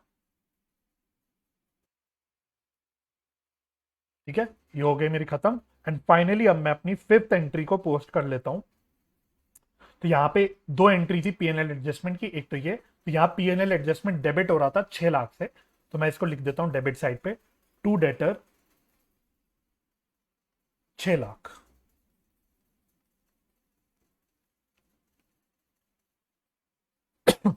और सेकेंड एंट्री जो हो रही थी उसमें पीएनएल एडजस्टमेंट क्रेडिट हो रहा था with 4.5 lakh. By inventory with customer, ये आ रहा है 4.5 लाख। खत्म। सारी पोस्टिंग मैंने कर दी, सारी पोस्टिंग मैंने कर दी। अब मेरा जो बैलेंस बचेगा वो यहां बच जाएगा, यहां मेरा बैलेंस बचेगा। तो ये जो बैलेंस होगा इसको मैं बोलूंगा एडजस्टेड नेट प्रॉफिट, जो क्वेश्चन ने आपसे मांगा था। This is my balance. तो ये कितना बच रहा है इसको फटाफट से कैलकुलेट कर लेते हैं।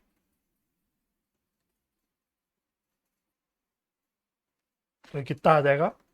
22.5 lakh plus 90,000 plus 15 lakh plus 12 lakh plus 4.5 lakh. तो ये टोटल आ रहा है 54,90,000, 54,90,000।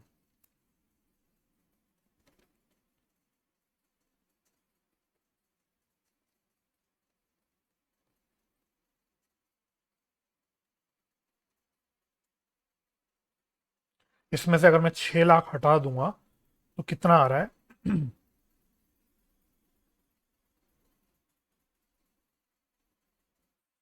ये कुछ, एक मिनट गड़बड़ हो गई, एक मिनट मैं चेक कर लेता हूँ क्या मिस हो गया मुझे। ठीक है, तो मैंने गलती से जो नेट प्रॉफिट गिवन है वो 22.5 लाख दे दिया। ये क्लोजिंग स्टॉक था। 24 लाख होगा ये। ठीक है, तो ये टोटल भी चेंज हो जाएगा। 54,90,000 प्लस 1.5 लाख। तो ये टोटल जो आ रहा है ये आ रहा है 56,40,000, 56,40,000। और इसमें से अगर अब मैं 6 लाख हटा दूंगा तो मेरा सही एडजस्टेड नेट प्रॉफिट आ जाएगा 50,40,000,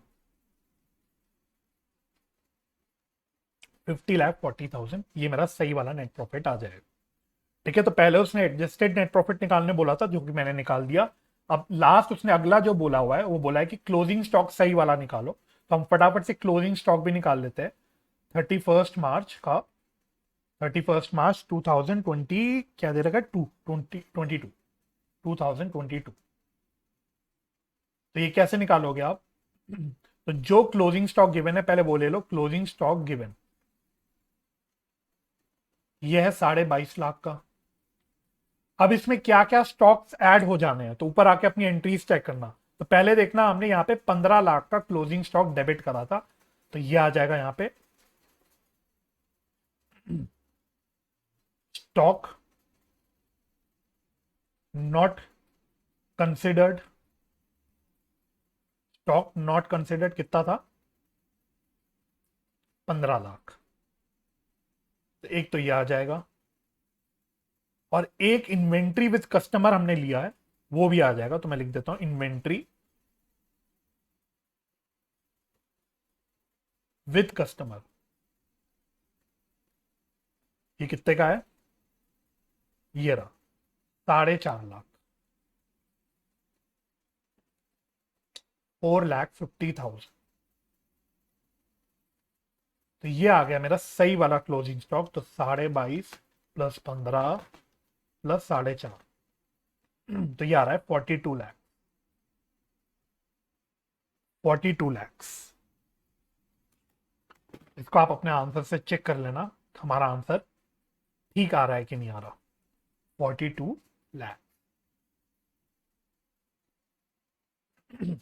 तो ये मैंने बहुत तसल्ली से डिस्कस किया, क्योंकि काइंड ऑफ एक डिफरेंट काइंड ऑफ क्वेश्चन था आपके लिए, और अच्छा क्वेश्चन था क्योंकि इसमें 3 चैप्टर्स की कॉन्सेप्ट्स मिलके आपको अप्लाई करने थे। तो बहुत ही अच्छा क्वेश्चन है। इस पर आप लोग स्टार और इंपॉर्टेंट जरूर मार्क करना और एक बार रिवाइज जरूर करके जाना इस वाले सवाल को।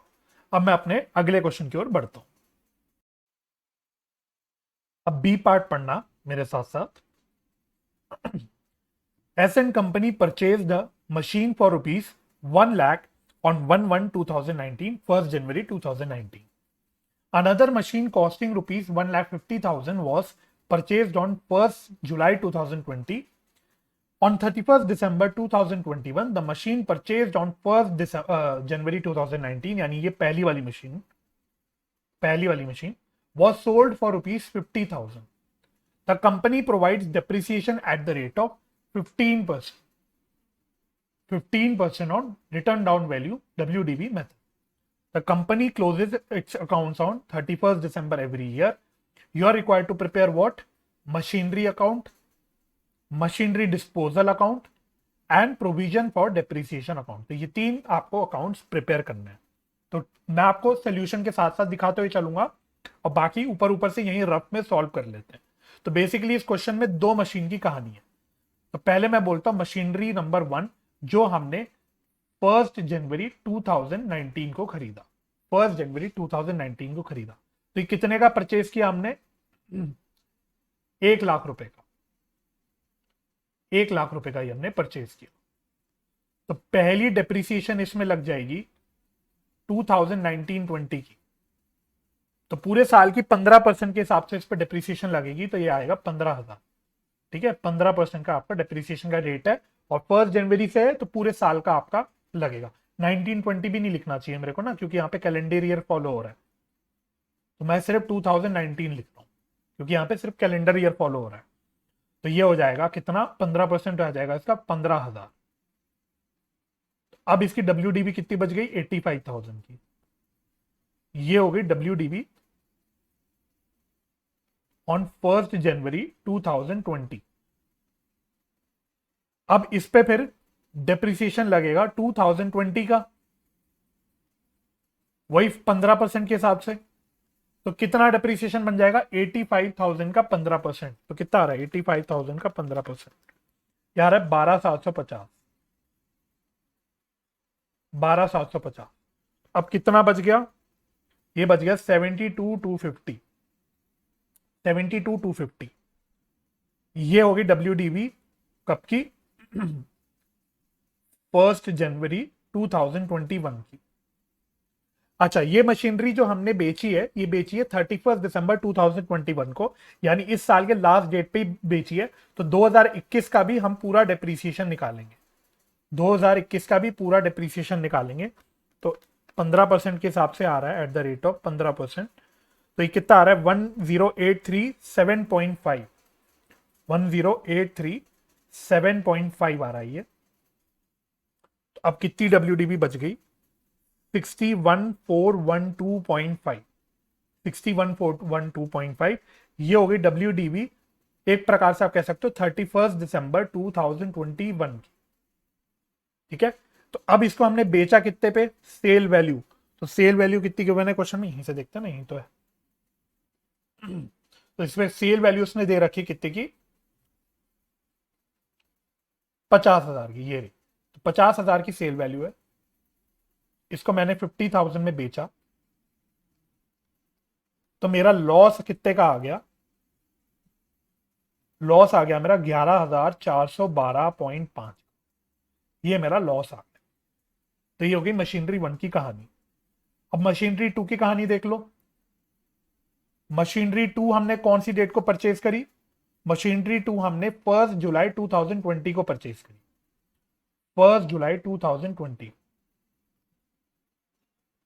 ठीक है, तो इसकी यानी यहाँ पे कोई वैल्यू नहीं थी, यहाँ पे कोई वैल्यू नहीं थी, यहाँ पे भी कोई वैल्यू नहीं थी। अब बीच में हमने यहाँ पे परचेज करी, तो मैं इसको कितने की परचेज करी भाई? ये हमने परचेज करी 1.5 लाख रुपए की, 1.5 लाख रुपए की। तो मैं इसको एक काम करता हूं, यहां पे लिख देता हूं 1.5 लाख रुपए। ठीक है, मैं यहां लिख देता हूं 1.5 लाख रुपए, लेकिन ये 1.5 लाख रुपए कब की है? 1 जुलाई 2020 की डेट की है। ठीक है, तो अब 2020 का इस पर डेप्रिसिएशन तो निकलेगा, लेकिन सिर्फ कितने महीने का डेप्रिसिएशन निकलेगा? 1 जुलाई से लेकर 31 दिसंबर, यानी 6 महीने का निकलेगा। तो 1.5 लाख पे अगर मैं 15% के हिसाब से 6 महीने का डिप्रिसिएशन निकालूंगा तो ये आएगा 11,250, 11,250। ठीक है, तो ध्यान रखना ये कितने 6 मंथ्स का डिप्रिसिएशन है, 6 मंथ्स का डिप्रिसिएशन। अब ये कितना बच गया? 138,750। फिर 2021 में इसमें कितने रुपए का डिप्रिसिएशन लगेगा? तो 138,750 का पूरे साल का 15% का डिप्रिसिएशन, 20,812.5। तो ये कितना आ रहा है? 1, हाँ सही तो था, 1,17,937.5। ये हो गया मेरा WDV एज ऑन 31 दिसंबर 2021। ठीक है, तो ये तो सारी मैंने कैलकुलेशंस आपको यहाँ पे सिंप्लीफाई कर दी। अब इसको सारी चीजों को अपने अकाउंट से देखते हुए चलते हैं।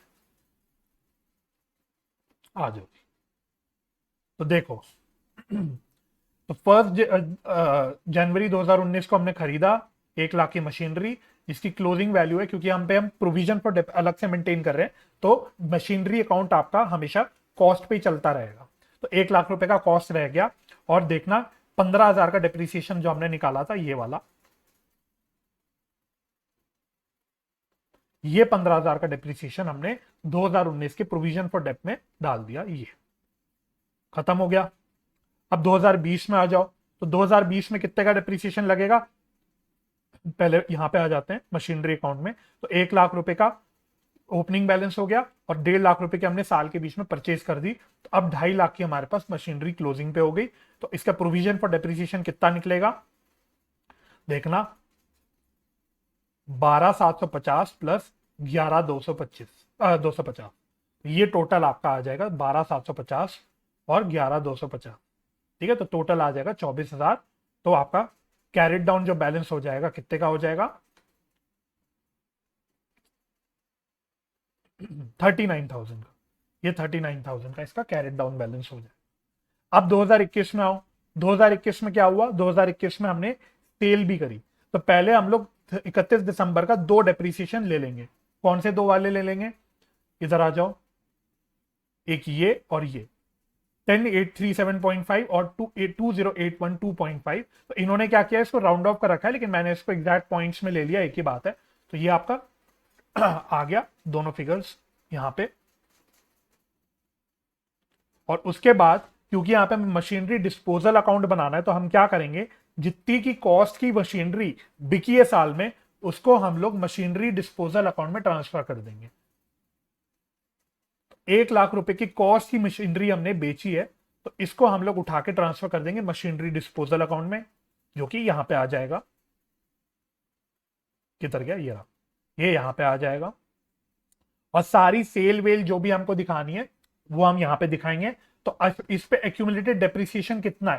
तो एक्यूमुलेटेड डेप्रिसिएशन आप यहां पे देख लेना, इन सारे डेप्रिसिएशन का टोटल कर देना, 15,000 प्लस 12,750 प्लस 10,837.5। तो मैं टोटल कर देता हूं, कितना आ रहा है? 15,000 प्लस 12,750 प्लस 10,837.5। तो टोटल आ रहा है 3,858.5।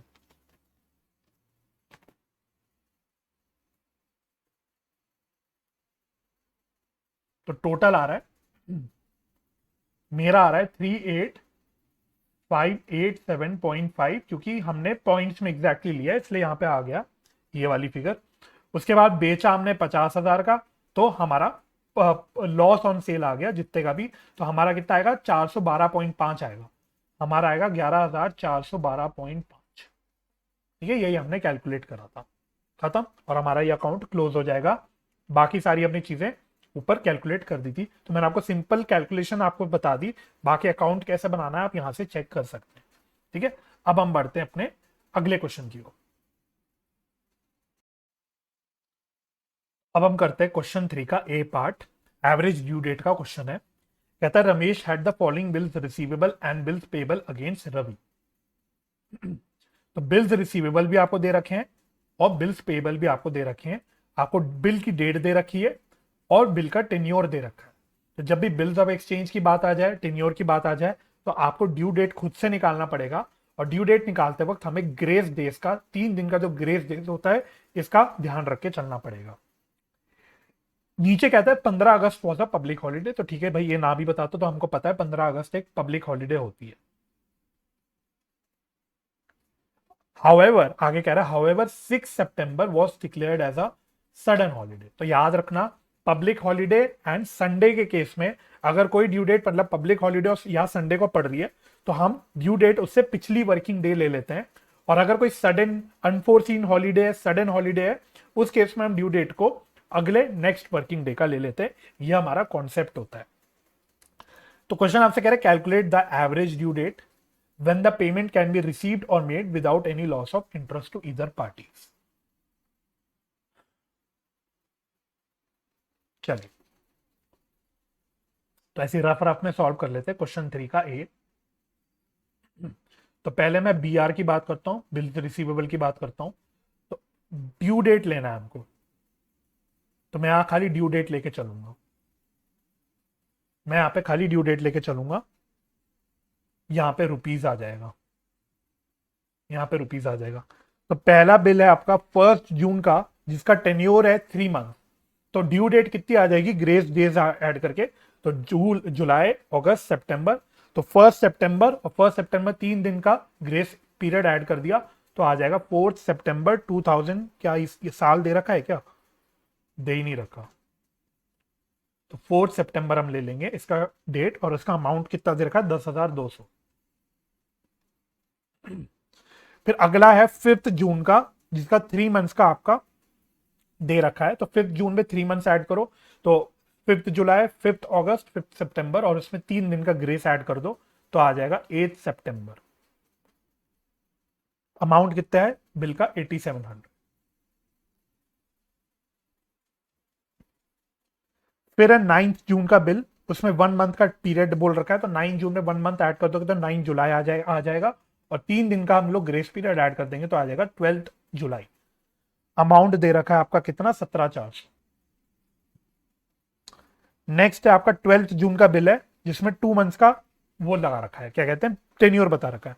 तो 12 जून में 2 मंथ्स आप ऐड करो, तो 12 जुलाई, 12 अगस्त, और उसमें 3 दिन का ग्रेस ऐड करोगे तो आ जाएगा 15 अगस्त। लेकिन 15 अगस्त एक पब्लिक हॉलीडे होती है, तो इस केस में हम ड्यू डेट ले लेंगे 14 अगस्त। इस पर मैं मार्क कर लेता हूं स्टार। ये हो गया हमारा स्टार, क्योंकि यहां पे हमने कॉन्सेप्ट अप्लाई करा। अच्छा, बिल का अमाउंट कितना दे रखा है? 5100। नेक्स्ट है 20 जून का बिल, जिसमें 3 महीने का टेन्योर दे रखा है, तो 20 जून में 3 महीने ऐड कर दो, 20 जुलाई, 20 अगस्त, 20 सितंबर, और उसमें 3 दिन का ग्रेस ऐड कर दोगे तो आ जाएगा 23 सितंबर। 23 सितंबर। अमाउंट दे रखा है आपका 5700। तो इसका टोटल कितना आ गया? 10,200 प्लस 8,700 प्लस 17,400 प्लस 5100 प्लस 5700। तो टोटल आ रहा है इसका 47,100। ये तो बिल्स रिसीवेबल की बात होगी। अब मैं बिल्स पेबल की बात करता हूं। बिल्स पेबल की बात करता हूं, तो वही ड्यू डेट और अमाउंट लेता हूं पहले। तो बिल्स पेबल में तो सिर्फ 3 ही है। तो पहला 29 मई को बता रखा है 7500 का, और 2 महीने का टेन्योर है, तो 29 मई में ऐड कर दो 2 महीने, 29 जून, 29 जुलाई, और 29 जुलाई में 3 दिन और ऐड कर दोगे तो कितना आ जाएगा? 30, 31 और 1 अगस्त। तो यार है 1 अगस्त। अमाउंट है 7500 का। फिर 3 जून है और 3 महीने का आपका टेन्योर है, तो 3 जून में 3 महीने ऐड कर दो, 3 जुलाई, 3 अगस्त, 3 सितंबर, और उसमें 3 ग्रेस डेज ऐड करेंगे तो आ जाएगा 6 सितंबर। 6 सितंबर, लेकिन 6 सितंबर को हमारी सडन हॉलीडे है, तो हम यहाँ पे जो ड्यू डेट लेंगे वो नेक्स्ट डे लेंगे, दैट इज 7 सितंबर। तो इस पे भी मैं मार्क कर देता हूं स्टार, ये भी हमारा स्टार इंपॉर्टेंट हो गया। अमाउंट कितना है? 10,200। और लास्ट बिल आपका 9 जून का है और 1 मंथ का इसमें पीरियड दे रखा है, आपका टेन्योर दे रखा है, तो इसका ड्यू डेट आ जाएगा 12 जुलाई। हम ऊपर भी निकाल चुके 17,100। तो सबसे पहले आपको क्या करना है, सारे ड्यू डेट्स आइडेंटिफाई करना है। मैं इसका टोटलिंग भी कर लेता हूं। तो टोटल कितना आएगा? 7500, 10,200 प्लस 17,100, तो टोटल आ रहा है 34,800। 34,800, ठीक है। मैं पूरा सॉल्व नहीं करूंगा, मैं सिर्फ यहाँ पे आपको कैसे स्टार्ट करना है ये बताना चाह रहा हूं। जब हमने बीआरबीपी दोनों ले लिया, तो पहली बात, एक गलती आप मत करना जो कई बच्चे कर लेते हैं, दोनों बीआरबीपी दोनों को क्यूमुलेटिवली देख के आपको एक बेस डेट लेनी है, एक ही बेस डेट आइडेंटिफाई करनी है जो बीपी यानी बिल्स पेबल और बिल्स रिसीवेबल दोनों में चलेगी। तो आप कोई भी एक डेट को बेस डेट ले सकते हो, लेकिन हमेशा एडवाइजेबल ये होता है कि सबसे अर्लीस्ट जो डेट आ रही है उसको बेस डेट ले लो, ताकि आपकी कैलकुलेशंस इजी हो जाए। क्योंकि आप बीच की कोई भी डेट अगर बेस डेट ले लोगे तो आपके जो नंबर ऑफ डेज की कैलकुलेशन वो माइनस में भी आने लग जाएगी, और वहां आपकी गलती होने की और कंफ्यूजन होने की चांसेस बढ़ जाएंगे।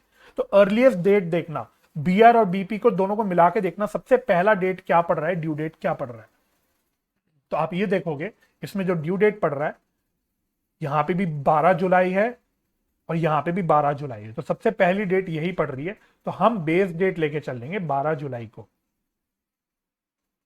12 जुलाई को ये हमारी बेस डेट बन जाएगी, ठीक है। अब इसके आगे की कैलकुलेशंस मैं यहीं से दिखा देता हूं आपको। तो आप सारी चीजें देख लेना, हमारी सारी चीजें मैच हो रही होंगी। तो हमने यहां पे 12 जुलाई को बेस डेट लेके चला है, हमने 12 जुलाई को बेस डेट लेके चला।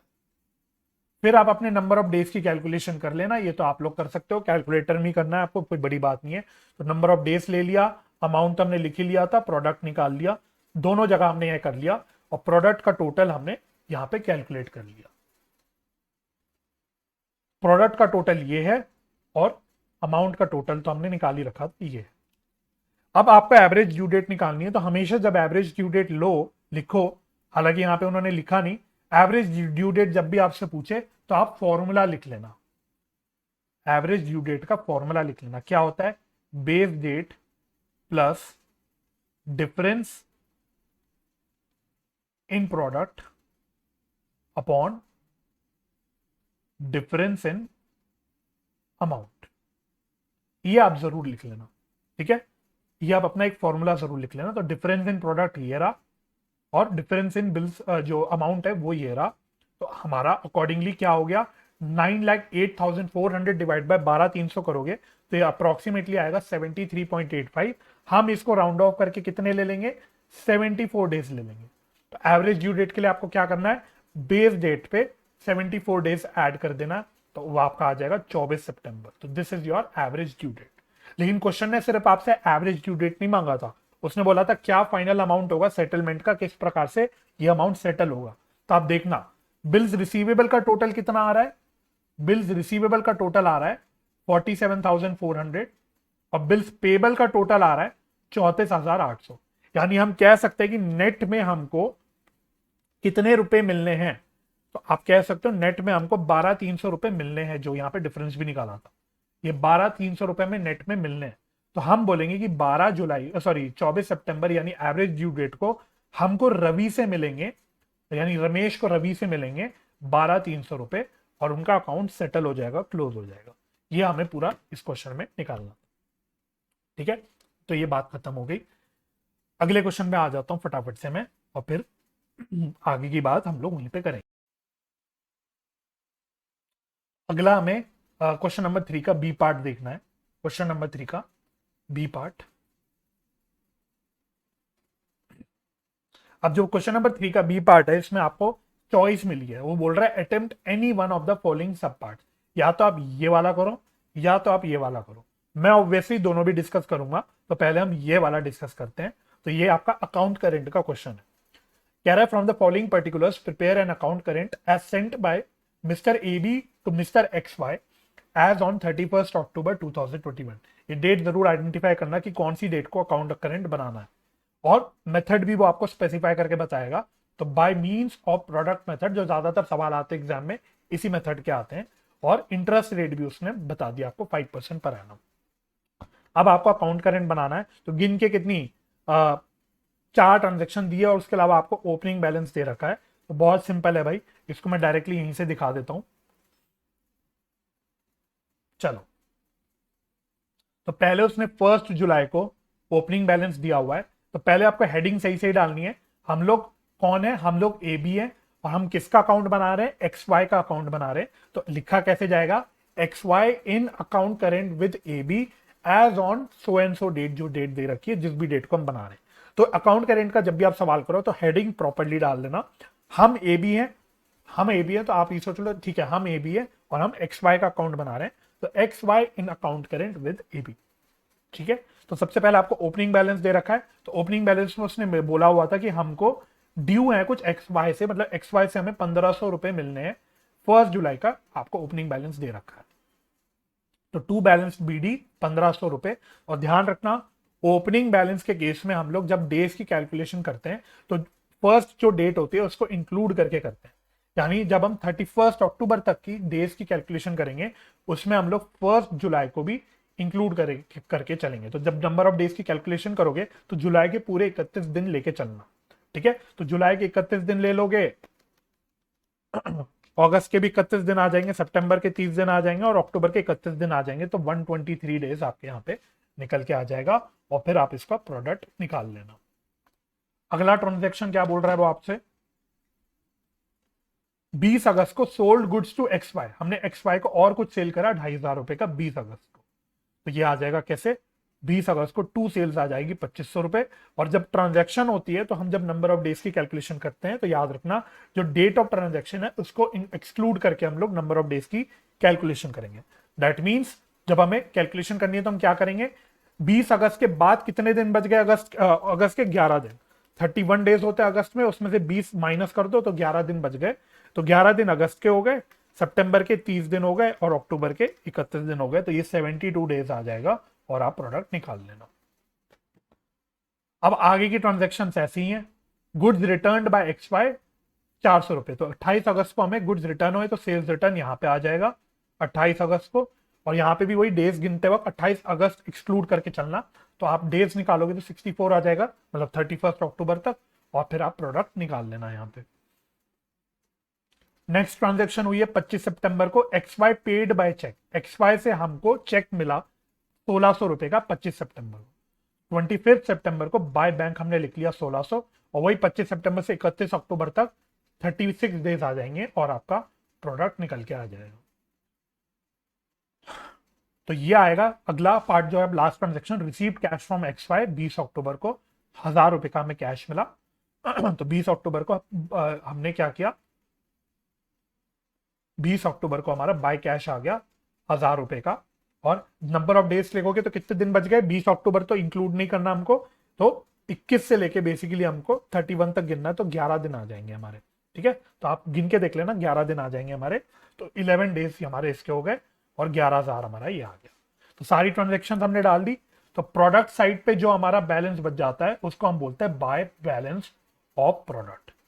ठीक है, और यहाँ पे कुछ प्रिंटिंग मिस्टेक है, यहाँ कुछ प्रिंटिंग मिस्टेक है, इसको काट दो, ये 20 अक्टूबर नहीं आएगा, ये 31 अक्टूबर आएगा, 31 अक्टूबर आएगा। तो हमारा बैलेंस ऑफ प्रोडक्ट 2,70,300 बच गया। फिर आपको फॉर्मूला लगा के इंटरेस्ट निकालना है। हमेशा याद रखना, जिस साइड बैलेंस ऑफ प्रोडक्ट बचता है उसके ऑपोजिट साइड इंटरेस्ट आएगा, जिस साइड बैलेंस ऑफ प्रोडक्ट बच रहा है उसके ऑपोजिट साइड इंटरेस्ट आएगा।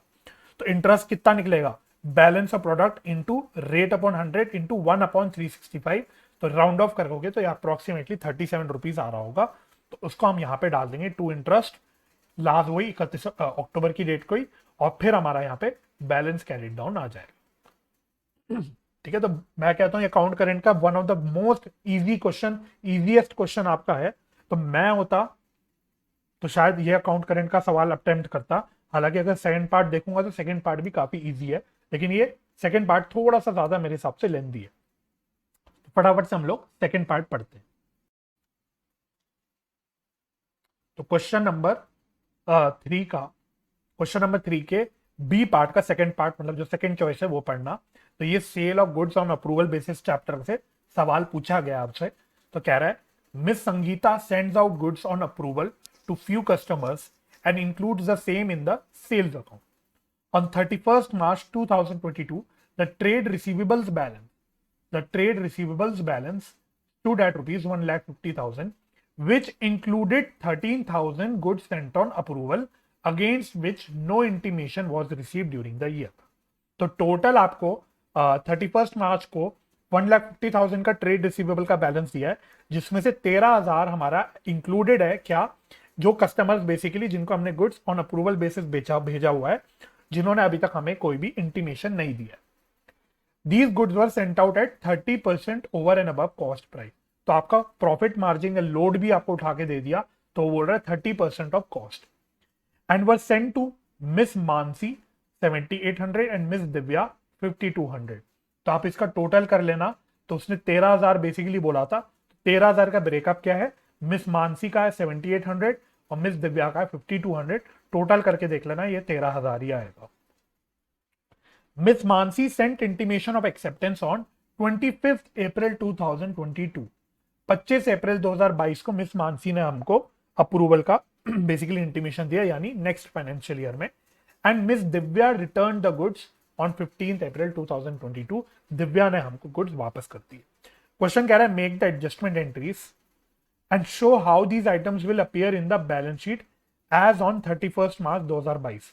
तो आपको 31 मार्च 2022 की बैलेंस शीट का एक्सट्रैक्ट दिखाना है और एडजस्टमेंट एंट्रीज भी पास करनी है। और कह रहा है show also entries to be made during April 2022। Next month में हमको क्या क्या एंट्री करनी पड़ेगी। Value of closing inventories as on 31 March 2022 was 1,00,000 रुपए। तो आपको 1,00,000 रुपए की वैल्यू बता दी क्लोजिंग स्टॉक की। ऑब्वियसली इसमें गुड्स विद कस्टमर इंक्लूडेड नहीं होंगे।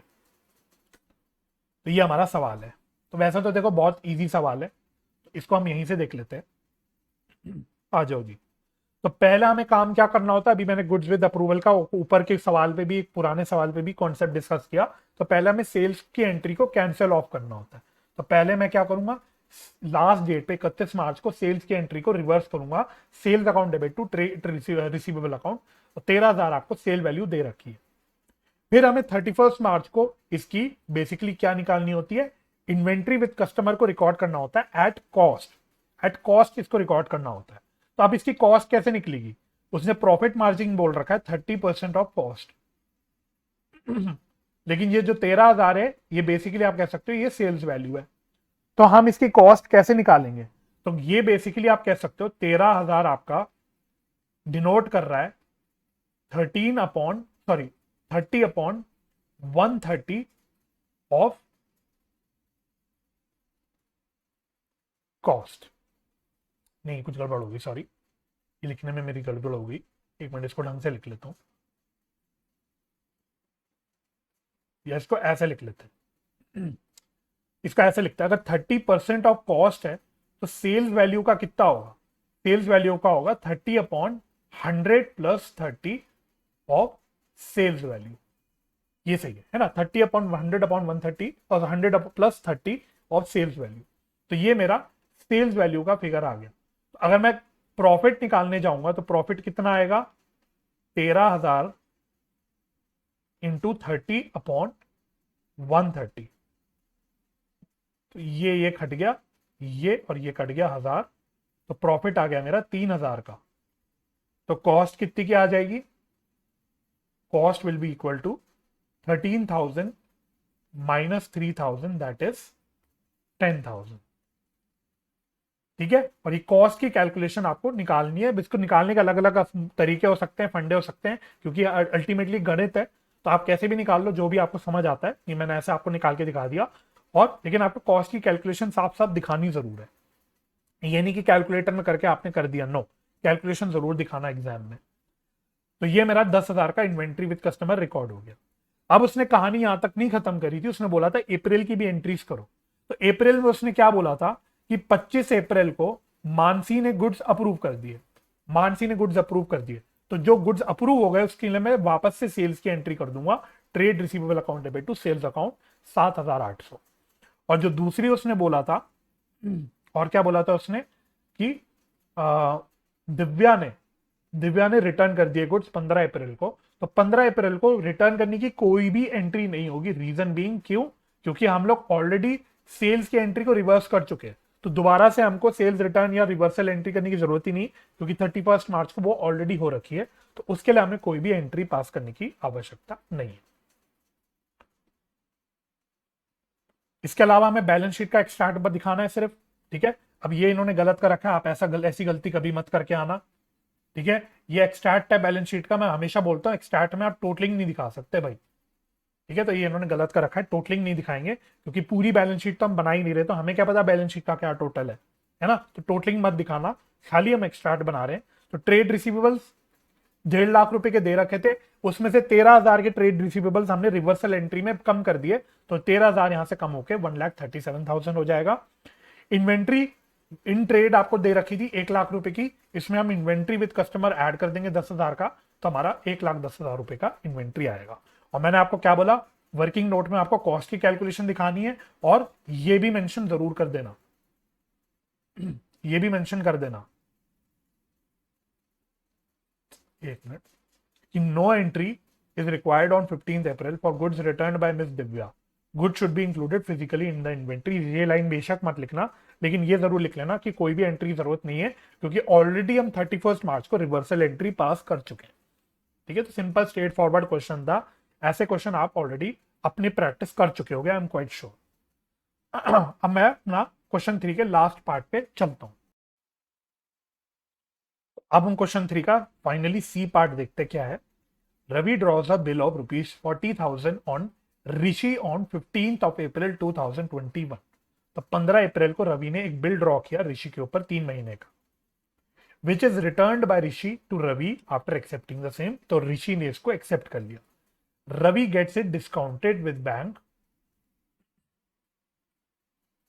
Ravi gets it discounted with bank for ₹44,100। तो 45,000 का बिल है, 44,100 पे डिस्काउंट हुआ, इसका मतलब डिस्काउंटिंग चार्जेस हो गए मेरे 900 रुपए के। कौन सी डेट को किया वो भी उसने बता दिया, 18 April. And remits 1/3 amount to Rishi, 1/3 amount Rishi को रेमिट कर दिया। इसका मतलब ये हो गया अकोमोडेशन बिल का question. On the due date Ravi fails to remit the amount due to Rishi, but he accept bill of ₹52,500 for 3 months। तो ड्यू डेट के ऊपर रवि ने क्या किया, रेमिट करा नहीं अपना हिस्सा ऋषि को, बट उसके बदले उसने एक नया बिल एक्सेप्ट कर लिया 52,500 का। इसको क्या किया, ऋषि ने डिस्काउंट करा दिया, विच ऋषि डिस्काउंट्स फॉर ₹51,300। तो 52,500 का बिल 51,300 पे डिस्काउंट हुआ, इसका मतलब 1,200 रुपए का आपका डिस्काउंटिंग चार्जेस हो गया। एंड रेमिट्स ₹8,475 टू रवि, 8,475 रुपए रवि को रेमिट किए गए। Before the maturity of the renewed bill Ravi becomes insolvent and only 50% was realised from his estate on 31 अक्टूबर 2021। तो इस बिल के ड्यू डेट आने से पहले रवि की हालत और भी खराब हो गई, बिल्कुल सड़क पे आ गया एक प्रकार से, वो इंसॉल्वेंट हो गया, और सिर्फ 50% पैसा हमको मिला। आपको बोल रहा है pass necessary journal entries for the above transaction in the books of Ravi, Ravi की बुक्स में हमें एंट्री पास करनी है। तो मैं आपको बता दूं, ये सवाल आपका बिल्कुल स्टडी मटेरियल के एक सवाल के जैसा ही है, बिल्कुल। इनफैक्ट आप देखना, इन्होंने जो सोल्यूशन का रखा है उसमें कई जगह उन्होंने नाम ही गलत लिख रखा है। स्टडी मटेरियल में अनूप नाम का व्यक्ति था आई थिंक क्वेश्चन में, तो उन्होंने कई जगह उसको ऋषि लिखने की जगह अनूप लिख दिया है। तो ये सवाल मैं आपको कराता हूं। अच्छा, ये सवाल अकोमोडेशन बिल के ऊपर मैंने एक सेपरेट वीडियो लेक्चर अपलोड किया था, जिसमें इस प्रकार का सवाल मैंने डिस्कस भी किया था। तो बिल्कुल वैसा ही क्वेश्चन है, मैं यहाँ पे हालांकि इसको फिर से सॉल्व कर दूंगा। आप उस क्वेश्चन को भी देख सकते हो, स्टडी मटेरियल का एक क्वेश्चन जो था उसका लिंक मैं आपको आई बटन में छोड़ दूंगा, आप चाहो तो वहां पे उसको चेक कर सकते हो। चल इस सवाल को कर लेते हैं, क्वेश्चन नंबर 3 का सी पार्ट। ये क्वेश्चन मैं इसलिए सॉल्व कर रहा हूं क्योंकि बच्चों को इसमें डिस्काउंटिंग चार्जेस आगे जो है निकालने में दिक्कत आती है, तो मैं इसलिए सवाल सॉल्व कर रहा हूं खुद से। तो एक एक करके करते हैं। तो पहले तो बिल ड्रॉ हुआ, रवि ने एक बिल ड्रॉ किया 45,000 का 15 अप्रैल। 15 अप्रैल को क्या एंट्री हो जाएगी, bills receivable account debit to Rishi account. ठीक है, ये हम एंट्री कर रहे हैं in the books of Ravi.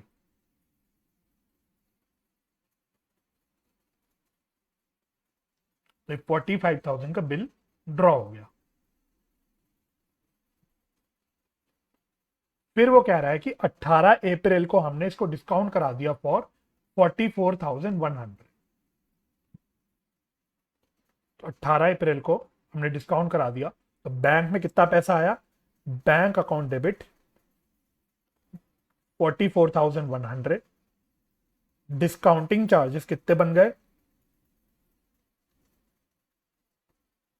900 rupees के। और टोटल मेरा बिल रिसीवेबल खत्म हो गया 45,000 से। अब वो कह रहा है कि 1/3 अमाउंट हमने क्या किया, रेमिट कर दिया इसको, ऋषि को।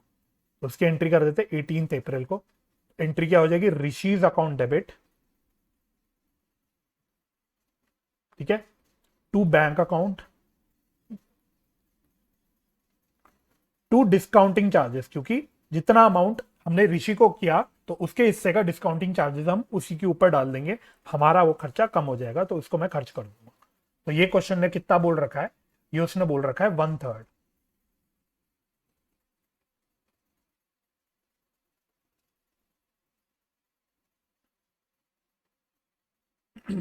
तो निकाल लो 1/3। 44,100 का 1/3 निकालोगे तो कितना आएगा, निकाल लेता हूं मैं।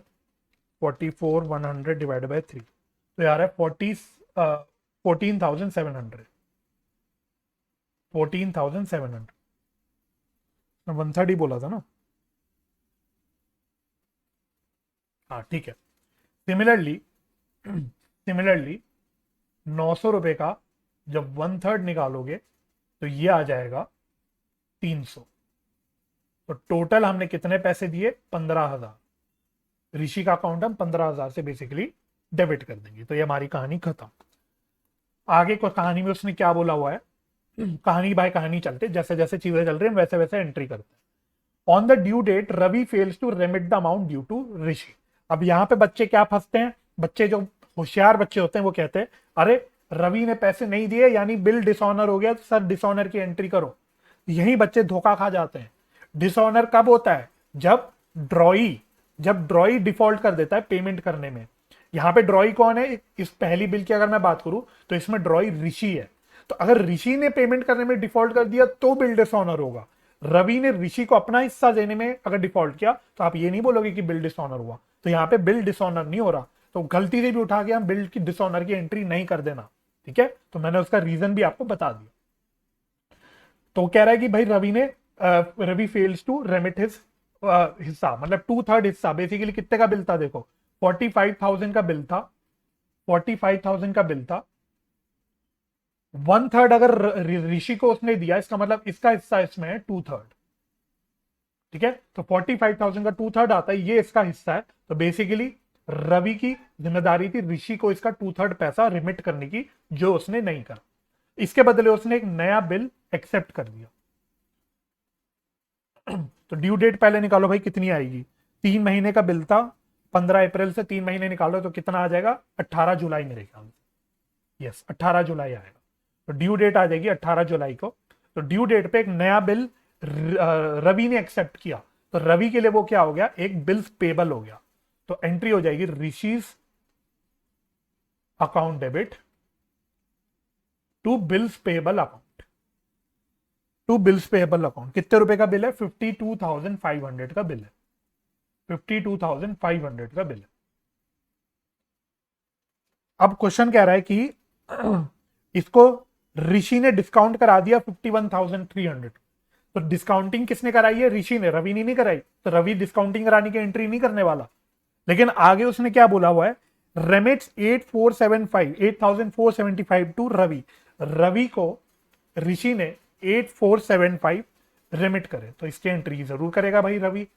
तो रवि को कितना पैसा मिला, बैंक अकाउंट डेबिट 8475, 8475। अच्छा, जब उसको हिस्सा मिला कुछ, तो डिस्काउंटिंग चार्जेस का भी कुछ हिस्सा इसको मिलेगा, इसका हिस्सा बनेगा डिस्काउंटिंग चार्जेस का। तो डिस्काउंटिंग चार्जेस, इसका जो भी हिस्सा बनता है वो इसका यहां पे आ जाएगा, debit to Rishi's account, to Rishi's account. अब ये डिस्काउंटिंग चार्जेस की कैलकुलेशन आपको समझनी है, क्योंकि कई बच्चों को यही दिक्कत देती है।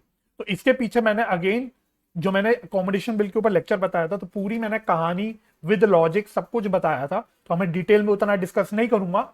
अब मैं सिर्फ आपको शॉर्ट शॉर्ट में बता दूंगा कि क्या इसमें फंडा लगाना है। तो देखो भाई, ऋषि ने रवि को 8475 दिए, ऋषि ने रवि को 8475 दिए। अब कॉमन सेंस की बात यह है कि पहली बिल का जो रवि का हिस्सा था, जो रवि ने नहीं दिया था, यानी जो पुराना बिल था हमारा ये वाला, 2/3, 45,000 का 2/3, तो जो कि ये बेसिकली कितना आएगा, ये 30,000 आएगा, है ना। तो 30,000 ये रवि का हिस्सा था जो उसने नहीं दिया। तो जाहिर सी बात है, कॉमन सेंस की बात है, ऋषि रवि को पैसा देने से पहले इसका 2/3 जो इसने नहीं दिया था पुराने बिल का, वो काट के ही देगा, है ना, यानी वो रिकवर करके देगा। ये 30,000 रुपए वो रिकवर करके ही देगा। तो एक्चुअली में इस बिल में टोटल हिस्सा इसका कितना बना होगा, 8475 तो उसको रेमिट हुआ, लेकिन इसमें इसने 30,000 रुपीज डिडक्ट करे थे, 30,000 रुपीज डिडक्ट करे थे। तो ये इसका हिस्सा हुआ पूरे बिल में। और बिल आफ्टर डिस्काउंट इसकी वैल्यू कितनी बता रखी है, 51,300 है ना, 51,300, तो डिवाइडेड बाय 51,300, और डिस्काउंटिंग चार्जेस 1200 रुपए का है। तो इसमें इसका डिस्काउंटिंग चार्जेस कितना निकल के आ जाएगा, 8475 प्लस 30,000 डिवाइड बाय 51,300 इंटू 1200, तो ये आ रहा है इसका हिस्सा 900 रुपए का, 900 रुपए। तो टोटल आ गया ए प्लस 8475, ये आ गया 9375, 9375। खत्म कहानी। अब आगे उसने कहानी में क्या बोला हुआ है आपको, इतनी कहानी होने के बाद वो बोलता है before the maturity of the renewed bill. तो रिन्यूड बिल की भाई मेच्योरिटी वैसे आएगी कब, 18 जुलाई को बिल आ रहा है, 3 महीने का बिल है, तो 18 जुलाई पे 3 महीने ऐड कर देंगे तो कितना आएगा, 18 जुलाई में 3 महीने ऐड करेंगे तो आएगा 21 अक्टूबर, 21 अक्टूबर। तो वो कह रहा है कि भाई बिल ड्यू होने से पहले कहीं पे जो भी है इंसॉल्वेंट हो गया रवि, और रवि से 31 अक्टूबर को हमको रियलाइज हुआ। तो हम क्या करेंगे, इसने एग्जैक्ट डेट तो नहीं बताई, तो हम लोग इसकी ड्यू डेट पे यानी 21 अक्टूबर को पहले बिल डिसऑनर की एंट्री करेंगे। अब सेकंड बिल की अगर मैं बात करूं, तो सेकंड बिल डिसऑनर हुआ है क्योंकि रवि इसमें ड्रॉई था। तो क्योंकि ड्रॉई यानी रवि ही इंसॉल्वेंट हो गया, यानी वो बिल पे नहीं कर सकता, तो यहां पे ड्रॉई का डिफॉल्ट हो गया, तो यहां पे आप कह सकते हो कि बिल डिसऑनर हुआ है। तो पहले हम बिल डिसऑनर की एंट्री करेंगे, bills payable account debit to Rishi's account, to Rishi's account. कितने का बिल था, 52,500, 52,500।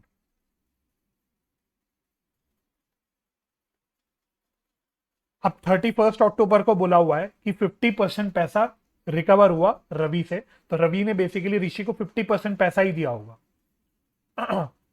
तो क्या आ जाएगा यहां पर, ऋषि अकाउंट डेबिट। अब यहां पे फिगर कितनी आएगी, बच्चे यहां पे भी कंफ्यूज होते हैं, तो बहुत सिंपल है, आपने जितनी भी एंट्रीज करी है ना, उसमें आप ऋषि का बैलेंसिंग फिगर निकाल देना, ऋषि का बैलेंसिंग फिगर निकाल देना। तो 45,000 क्रेडिट हुआ, यहाँ पे 15,000 से डेबिट हुआ, माइनस 15,000, 52,500 से डेबिट हुआ, माइनस 52,500। यहाँ पे ऋषि 9375 से क्रेडिट हुआ, तो प्लस 9375। यहाँ पे 52,500 से क्रेडिट हुआ, तो प्लस 52,500।